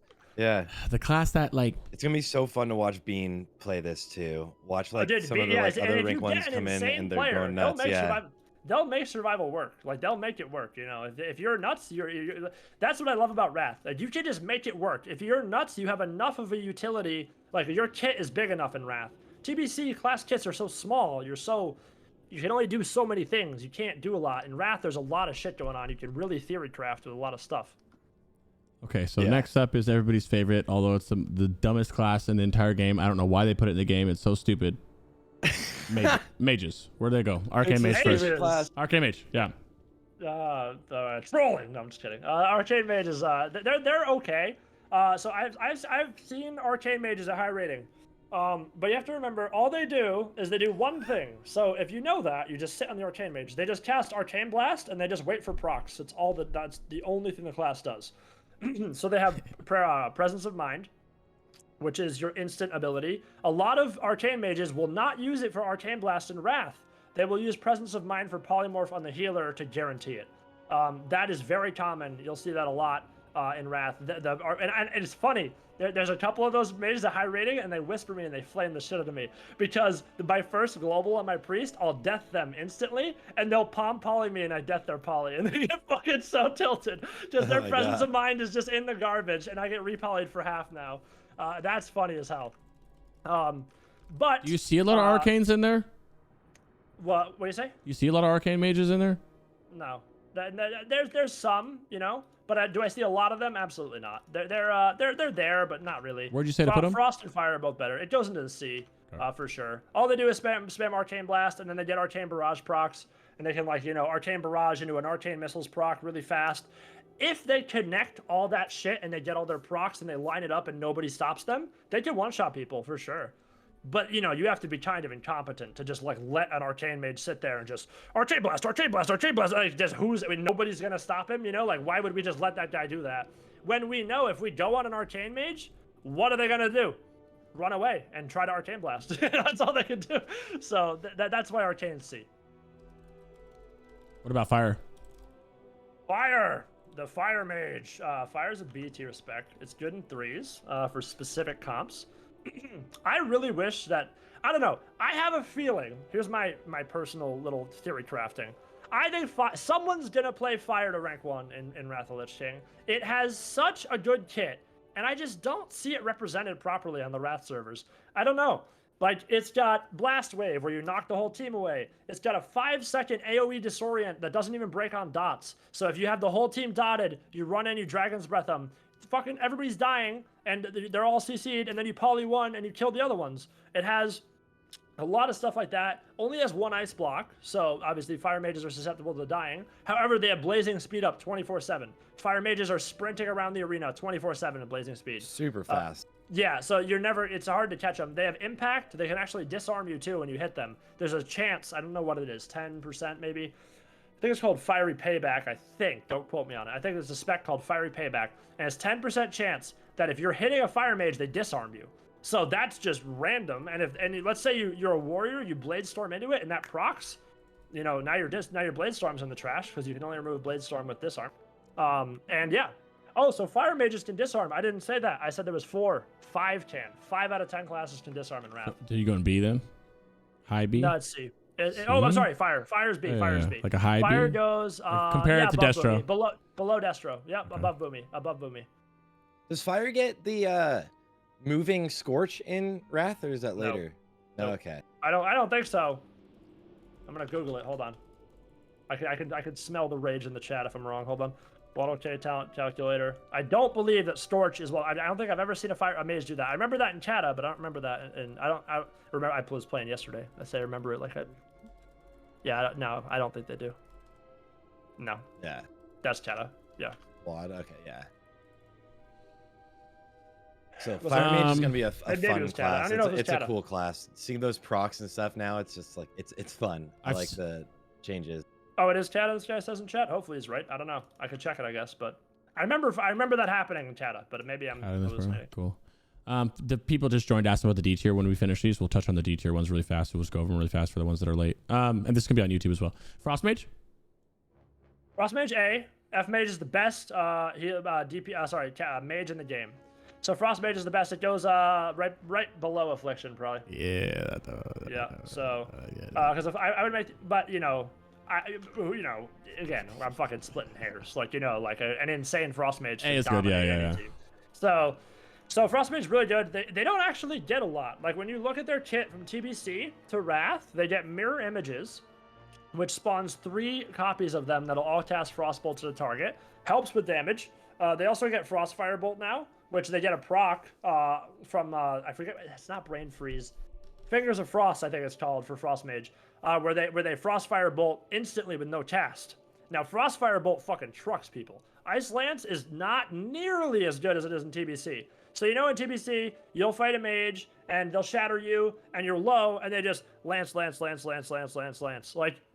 if you're spamming lances, if you're spamming lances into somebody with no procs, you're gonna do 0 damage. It doesn't do, it hits for like fucking 700, like nothing. Like it hits for no damage, like less than 1,000, and it's your global. It's not worth it. So you always need to be making sure as a Frost Mage that you're doing your goes on deep freezes, because if you deep somebody and you mirror images and you pop all your shit, you can blast people.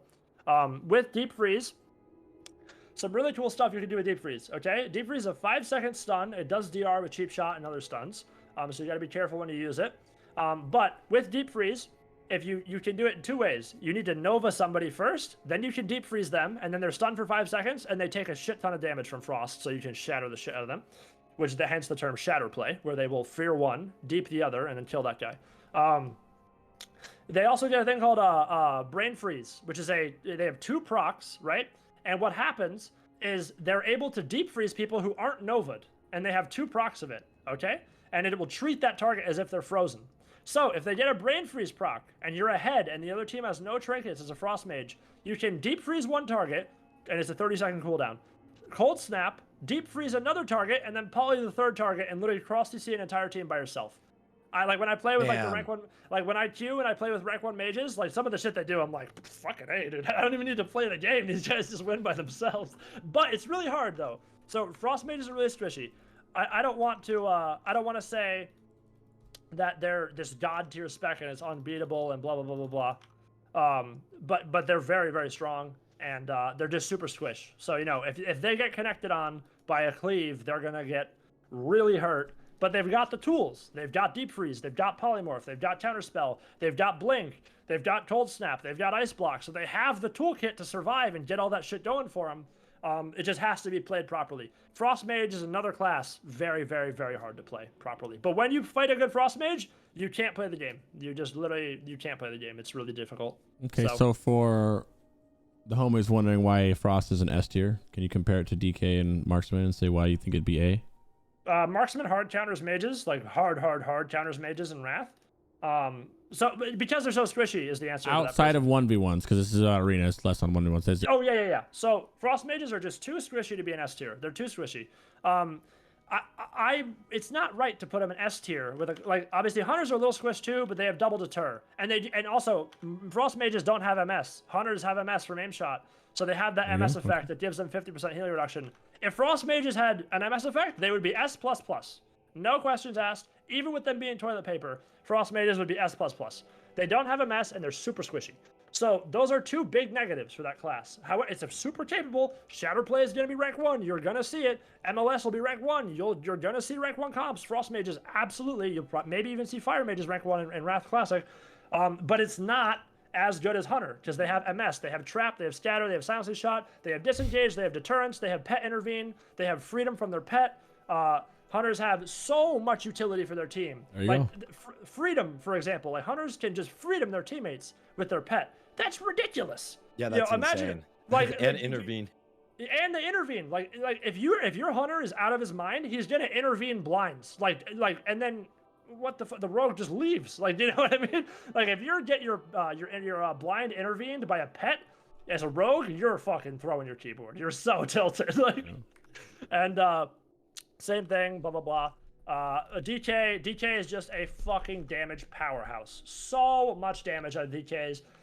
DK, now, people make fun of DKs. They're like, oh, it's so stupid. It's so easy to play. It's not. DK is not that easy to play at high rating. It's you know what is easy? Controlling a DK. That's really easy. They have AMS, and then they stand there until they have grip up, and that's it. They just fucking don't play the game if their healer doesn't dispel them. So, well, they're not like, DKs aren't the hardest class to play, but they're not as easy as everybody thinks they are. Like, Season 5? Yeah. Like, I could hire a gopher to play a DK to rank 1 in Season 5, like, of a non-3.3.5. 3.5. Like, the Wrath launch, where they res their teammates. I mean, it's just, give me a break. That was not even a thing. But DKs are not like that. So, they are good, though. Gargoyle, AMS, AMZ, Bone Shield, Desecration, tons of damage, Death Grip, and then Lichborn, all are huge. So you can like not get sapped as a DK. You can not get polymorphed as a DK. Because if you're gonna get polyed, you Lichborn, you're an undead now. You can't poly undead, etc., etc. You can't get sapped. You're not a humanoid. And yeah, the DKs are super strong. And then obviously I can explain the S plus if you want. But no, you're good. That's that was a perfect example of why that's A tier, not S tier. I like it. Thank you. Yeah. Sarthe, anything to add to that? You wanna? Did you just blind that spider? Yeah. Dude, it's gonna be so funny. Why the so fuck is his pet tilting. kidney? Yeah. I didn't kidney his pet, dude. Check your macros, Yeah. bro. So next up is Shadow Priest. Shadow Priest. Shadow Priest. Damage. The time has Very come, interested in this Shadow one. Priest players. Wrath of the Lich King is calling. Bonnie you, is Shadow. back. Trolling? They're trolling? 100% Shadow Priest trolling, bro. They're so bad. No, Shadow Priest is really good. They're A tier for sure. Shadow Priest is really, really, really strong. They're not S because, again, they're super squishy. And now remember, Shadow Priests have no escapes. So where would you put Shadow Priest? I don't know. You could put it like behind Ret, above Rogue is good. That's probably fine. Shadow Priests are really good. They're just super squishy and they have no escapes. They have fade, so you can fade now and it will remove a snare. So if you're slow as a Shadow Priest and like you get Chains of Ice or Hamstring, you can fade and it removes the snare. Obviously, it's not a freedom, so they can re-hamstring you or whatever, but that's nice. Also, Dispersion is a big cooldown that you pick up. Shadow Priests are hands down, unquestionably, the single most mana-hungry class and specialization in Wrath of the Lich King. Shadow Priests, even in Season 8 full BiS, are going to go really fast, okay? They're the only ones that are like that, but they have shit tons of damage to do it. Shadow Priests are really good for a multitude of reasons. They have a double dispel, so for example, not only can they clean targets, so if you're running Shadow Play, which is Frost Mage, Shadow Priest, and let's say you're running with a Holy Paladin, the Shadow Priest can clean the shit out of a target they're gonna go on, right? The Mage can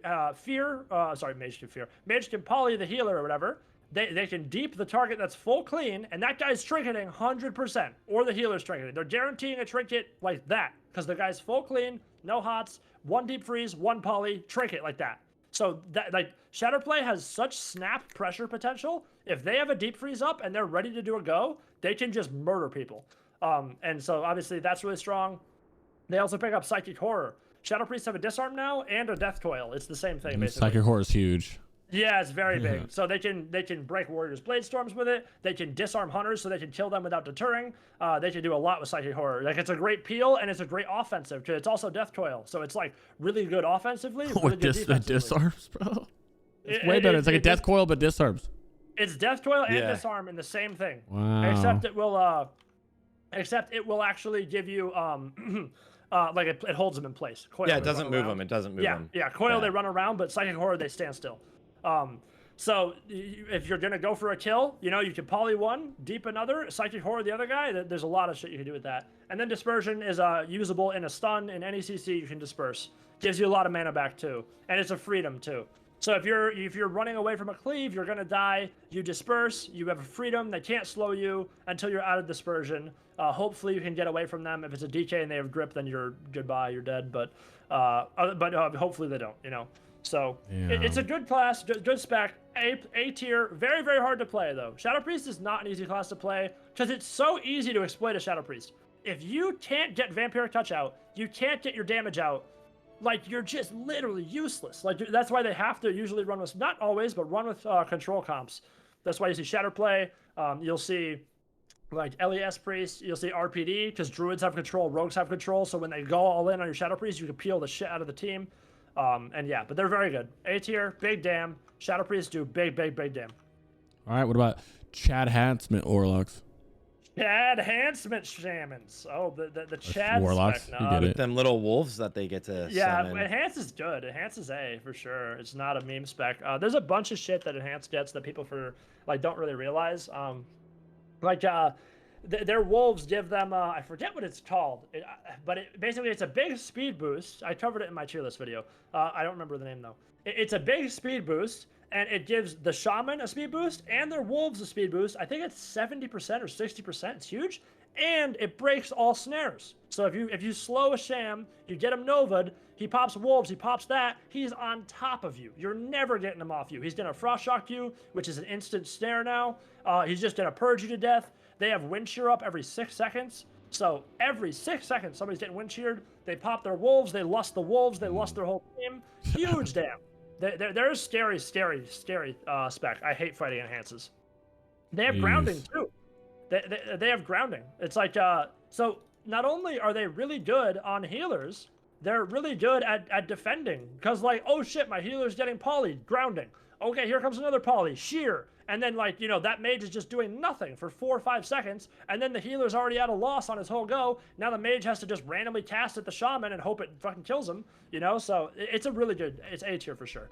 Shams are good. Can all shamans 4 totems down at one point, or is that just Ellie? Yeah. Everybody can? It's based on? No, every shaman. Okay. That's a baseline ability. Okay, cool. All right, last one is warriors all in general, starting with Fury. Warriors. Fury. Fury's D. I'm sorry, Fury Oh, Warriors. I'm sorry. The quick answer on the D. All right, I'm you just said sorry. that just because Ruggs is here. I get it. I fucking get it. I'm sorry, over guys. here. I stand with Warriors. Be boys, nice, so you two. Whatever. I love Warrior, dude. I love Wrath Warrior. One of my favorite classes. I have the most games played on Warrior out of any class in the game of World of Warcraft. And I love Warriors. That was my first class I ever played to high rating in Arena. But it's got to be arms. It's got to be. Yeah, Fury is in D because they have no charge in combat. They do have an MS effect. I forget how it works, but it's not as consistent as the arms one. They also have no storm. So they have no blade storm, no charge in combat. Those two things are really bad. Like, you need the mobility. Warriors having 2 charges in Wrath and an intervene allows them to get around the arena 3 times.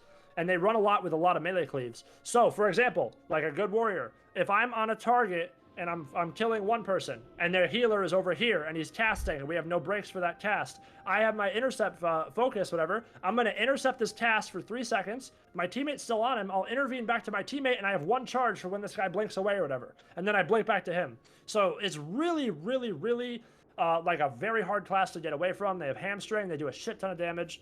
We're talking about Fury though. Yeah. So I kind of just started talking about arms. Oh no, go ahead. I was gonna say put arms somewhere, and then you can explain why you have the difference as you're doing it. Go ahead. Arms.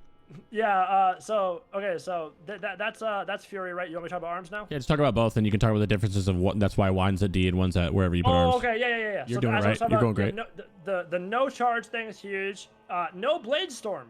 Like, if you don't have a freedom or a dispel available and you're in a Nova, you're useless. You get a heroic throw, and that's it. You shattering throw, heroic throw. You're not going to shatter nothing, though.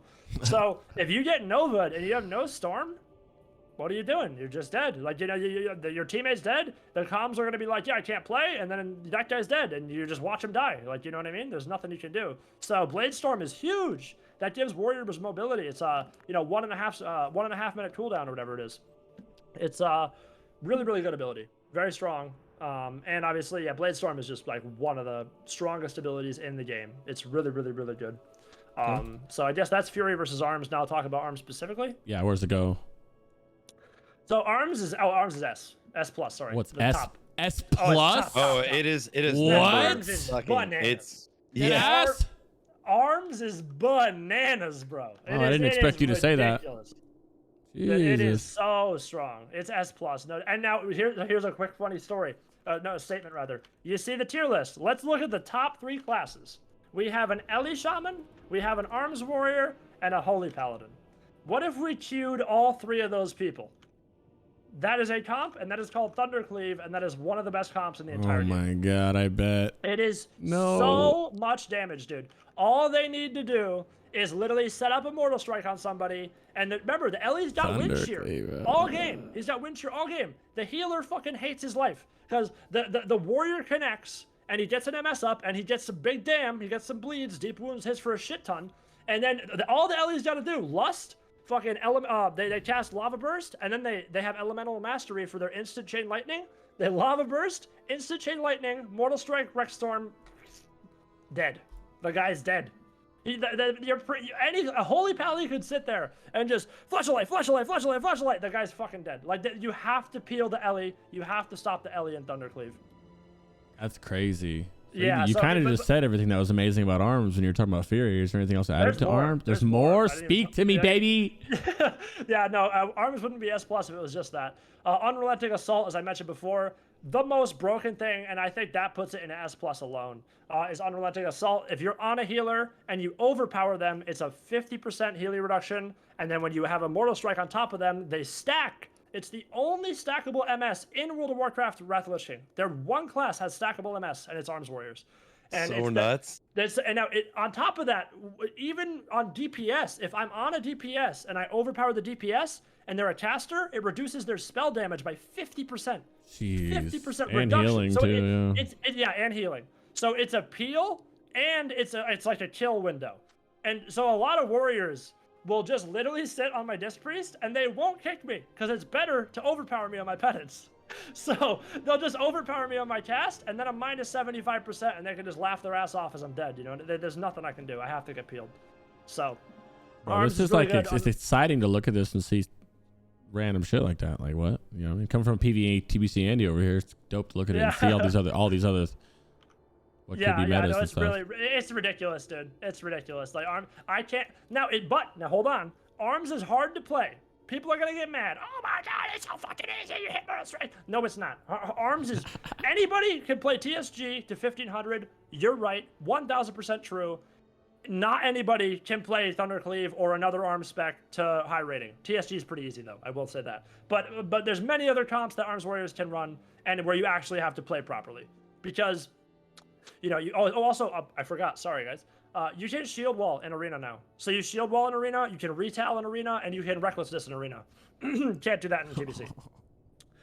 So that's huge, huge defensive, dude. If you all in a warrior, they can shield wall, and they're Tonka trucks. They're really good. I was super fucking stoned last night in bed trying to. I don't know anything about this. Was trying to imagine the tier listing in my head and trying to be like, oh, I bet you that.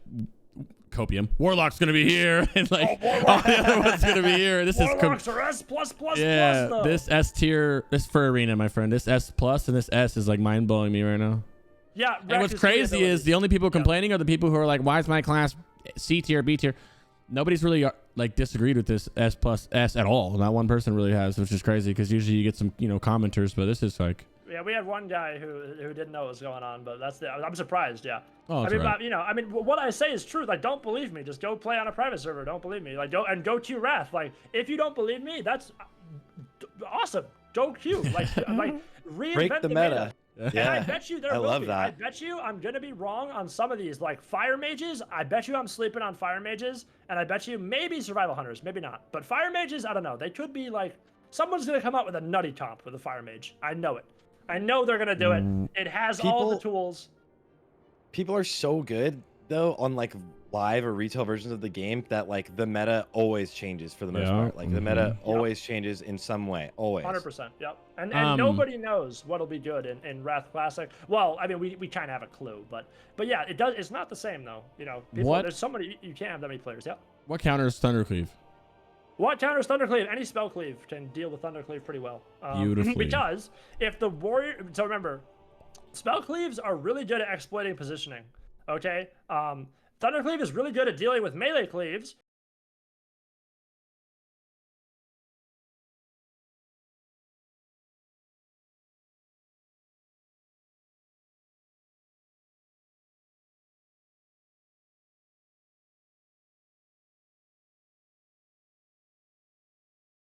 Like nothing is. It's TBC is so rock, paper, scissors, shoe. That's how TBC is. If you're a priest mage in TBC and you queue into druid lock, leave the game. You lost. There's no way priest mage could beat druid lock if the druid lock plays properly. It's not like that in Wrath. Any comp, almost any comp can beat almost any comp if played correctly. But Spell Cleaves can deal with Thundercleave really well, because every time the warrior pushes in, he gets fucking vaporized, and then he has to go back. That's one way you can do it. Also, they just have so much control as Spell Cleaves, right? So they're just, the warrior comes in, he's rooted, the shaman CC'd. It depends on what Spell Cleave you're running. Like if it's MLD, the warrior charges in, they just root him off instantly. The paladin spamming dispels. While the paladin spamming dispels, they're gonna chain the Ellie. They have 2 CSs ready because they have the Mage's CS and they have the Lock CS. So they're gonna lock the Ellie's Lava Burst every time. They can lock down the Holy Paladin unless he aura masteries. I forgot about aura mastery for Holy Paladin. Sorry guys, that's really OP. It's impossible to get. It's impossible to get everything. Don't even worry about it, bro. Even though they expect you to get everything, do not fucking worry about it. You're good. Yep. You're doing phenomenal. Yeah, so Thundercleave's good. Spell Cleaves are good into it. I heard you mention it earlier, and I want to talk about them just in case. But is there a place for Prot Warrior or Paladin? Yeah. Yeah, there is. Okay, yeah. Prot Warrior, go ahead. So Prot's B. Prot's B. It's not Which bad. one? Both? What? Okay, so Prot Pally is... I put Prot Pally in C. Okay, if it was Season 5 tier list, Prot Pally would be B, maybe even A, but it's not. This is an overall tier list. So Prot Pallies are super cheesy. They're the cheese guys of rap. They avenge your shield. Yeah, they avenge your shield. They hodge somebody, and then they got their big proc, and then they just fucking 100-0 somebody. That's the whole spec. That's it. And then when they have no hodge, they just stand there, and they're just useless. They don't do anything. So it's a really weird spec. It's like Frosty Case, where like every time they have their stuff, they can do a big go. That's what Prot Pally is. Oh. Prot Warrior 100% B because Prot Warrior is way better than Prot because Prot Warrior's base damage is really high. Something that Prot Warrior has that Prot Pally doesn't have is that Prot Warriors have an AoE stun with Shockwave. That's fucking big because the most popular comp you'll see with a Prot Warrior, well, there is a few comps. The number one strongest comp for a Prot Warrior to run is African Turtle Cleave or ATC. African what? Yeah. Oh, wait a minute. Whoa. Wait a second. Blizzard! Whoa, you better rename that shit. That's what I was worried about, you know. That's the true name though. I called it Turtle Cleave in my video so I don't get flamed. It's not yes, private server naming. I didn't even I can think of such funny names to say instead of African on that. It'd be funny. Yeah. We shouldn't. Oh my god. This is PvP tier list, by the way. It's not. I see people in the chat. They're like, Prot Warrior is better than Prot Pally. No, it's PvP, guys. I was gonna say about rating. I was gonna say Prot Warrior looks more viable in PvP than it does in PvE, bro. I didn't want to say it, but that's what Rugs told me. So the reason Turtle Cleave is strong, right? Because they have Shockwave, they have Trap, and Prot Warriors have a shit ton of silences. So if a Prot Warrior uses Shield Bash and they miss, like if you fake their kick, you're silenced for 3 seconds anyway. So it's really annoying. And then if they heroic throw you, that's a silence as well as Prot. So you have heroic throw as a silence, shield bash as a silence, and if they lock you out on shield bash, it's a 6-second lockout. So that's pretty fat. What else does Prot do? Shockwave's huge. Their damage is big. Like if they have a shockwave ready and they're in armor pen gear, you better watch out, dude. You can get, I mean, they'll do 60% of your health in a shockwave combo. Like if they land on you, shockwave all their shit, like yeah, 60% of your health's gone, 70%. They do big damn. Yeah. So, but remember, Prot Warriors have no MS, so they have no Mortal Strike. So once they do their go, it's pretty easy to heal through it because they don't have Shockwave now. And obviously, if they're able to lock you down with silences, then you're dead. But if you're not, then you can just top yourself pretty quick. They stack armor pen. That's what they do. Nice. Okay. Well, hey, and we're gonna put Guardian Jude here at trolling because there's no Guardian Jude, and I really want to put something on that bar. I was really hoping that he would have put something down here. But he's smart and he didn't. So I didn't put it there. Crix put it there. Really quick, lightning round this just because people showed up afterwards. Which, by the way, I have a flight in an hour and a half. I'm gonna post this before we go. Then we're good. Yep. Real quick, I'm gonna just touch on Demo and why they're in D tier really fast. Go Demo. Well, they do Metamorphosis, which is good for lightning round. Demonology Warlocks for 30 seconds they're strong as shit, and for 2 minutes and 30 seconds they're not a teammate. Next question. Same thing as Rogue, Combat Rogue. Same thing as Combat Rogue. Why is is it D tier? Is it D tier questions? Yeah. Why is it D tier? Combat Rogue, same exact thing. They killing spree. After they killing spree, leave the game. They don't have Shadow Dance. They don't have Mutilate. Blood Decay. They don't do any damage. Well, they do some damage if they get the right procs on the right crits with their abilities. But it's super RNG, and that's it. That's all they do. Fury is just way worse than Arms.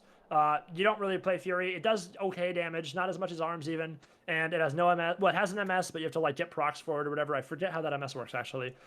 And it's just worse. You have no charge in combat, which is really, really bad. You have no Blade Storm. You can't break out of roots. Holy Priest. Holy Priest is D tier because you have no way to mitigate a big go like Disc does with pain suppression. So if your teammate is getting railed by a comp and they're casting a lava burst or whatever you're fighting is doing a lot of damage to him, you just put a light well down and hope he clicks it, and you cast your flashlight and get locked, and then you lose the game. And that's why it's in D tier. And there you go, guys. Gentlemen, that was like amazing fun. I learned a lot. I was looking forward to this one because PvP, it's not a secret here that I'm a PvE Andy, but I really want to get into PvP like a lot. Like I'm gonna start like probably when I get back this weekend to start trying to get on one of the PvP for Lich King ones. Nice. If you're down, but yeah, I want to get into it because it's a lot of fun. And sure. Lich King is gonna leave. Lich King is very raid log friendly for those that don't know. Like not in like oh my god raid loggy way, but in a more fun way. But it's also like easier to get to that level of raid logging in Classic. Don't know how to explain it. Dual spec also. You have ults, especially phase 1 where it's just Nax as the raid. And look, now your classes. Look how many viable classes there are. Do you know how many viable classes there are? Yeah. All of them. Look, like C plus. Like look at how many specs you can play. Like just mix and match any of those, and it's gonna be decent. Like it's not gonna even if you pick the worst ones, so like that don't pair with each other, it's gonna be okay. You know. There we have it. You want to do any closing thoughts on that now? Anything? You want to say anything, Sarthe? Any last minute questions? Chat, any burning questions about the topic before we say goodbye and link? No, I just want to say, Earpugs, thank you for like your knowledge and way of like wording things so that it's not like an absolute, because we all know that things are going to be changing the whole time. Yeah. Is phenomenal, man. Really. Thank you very much. Appreciate it. Yeah, he's got a lot of video on TBC and Lich King. He's going up even more. Follow him around. That's if anybody doesn't know, I make YouTube videos too. There you go. I do stream. My Twitch is dead, by the way. I need to like pump my Twitch up. So what I like about what attracted me to him on this was that he's doing how to kill stuff, largely TBC and Lich King stuff. But I've been following for a while, so I know he knows a little bit about it. And these help me when I'm PvPing now in TBC. I'm also a bum. Like he's opened up saying he's not a multi-glad guy, but he's higher ranking than most of us in here right now, I'd assume, especially me. Yeah, it's ranked the highest I've ever been. You know, you could make the argument I'm a 1% player. You know, I've been very high rated. I'm ranked 7 on the ladder is highest. So I'm glad if I didn't queue, but yeah, I mean, but who cares? You know, people who were glad like 10 years ago are bad now, so it doesn't even matter. Yeah. Like even if I said that, no, you know, if I say I'm a glad from 2011, they're like, oh, you're dog shit now. You know, so you can never. If somebody wants to hate me in the chat, they're gonna hate me, and that's fine. That's all right. Hey, we're used to it. It's okay, Bubba. You did great, phenomenal. Thank you so much for coming.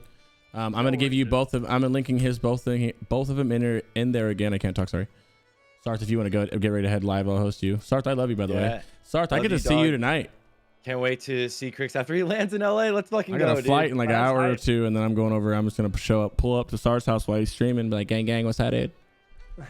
Then, I'll see you in a few. Thank you again, Earpugs, for being here. Shout out to everybody watching and listening to our Classic Life podcast. Yeah. No worries. Love you guys, man. Thanks for having me, guys. Appreciate it. We'll get this posted up on YouTube like before I even leave. Sweet.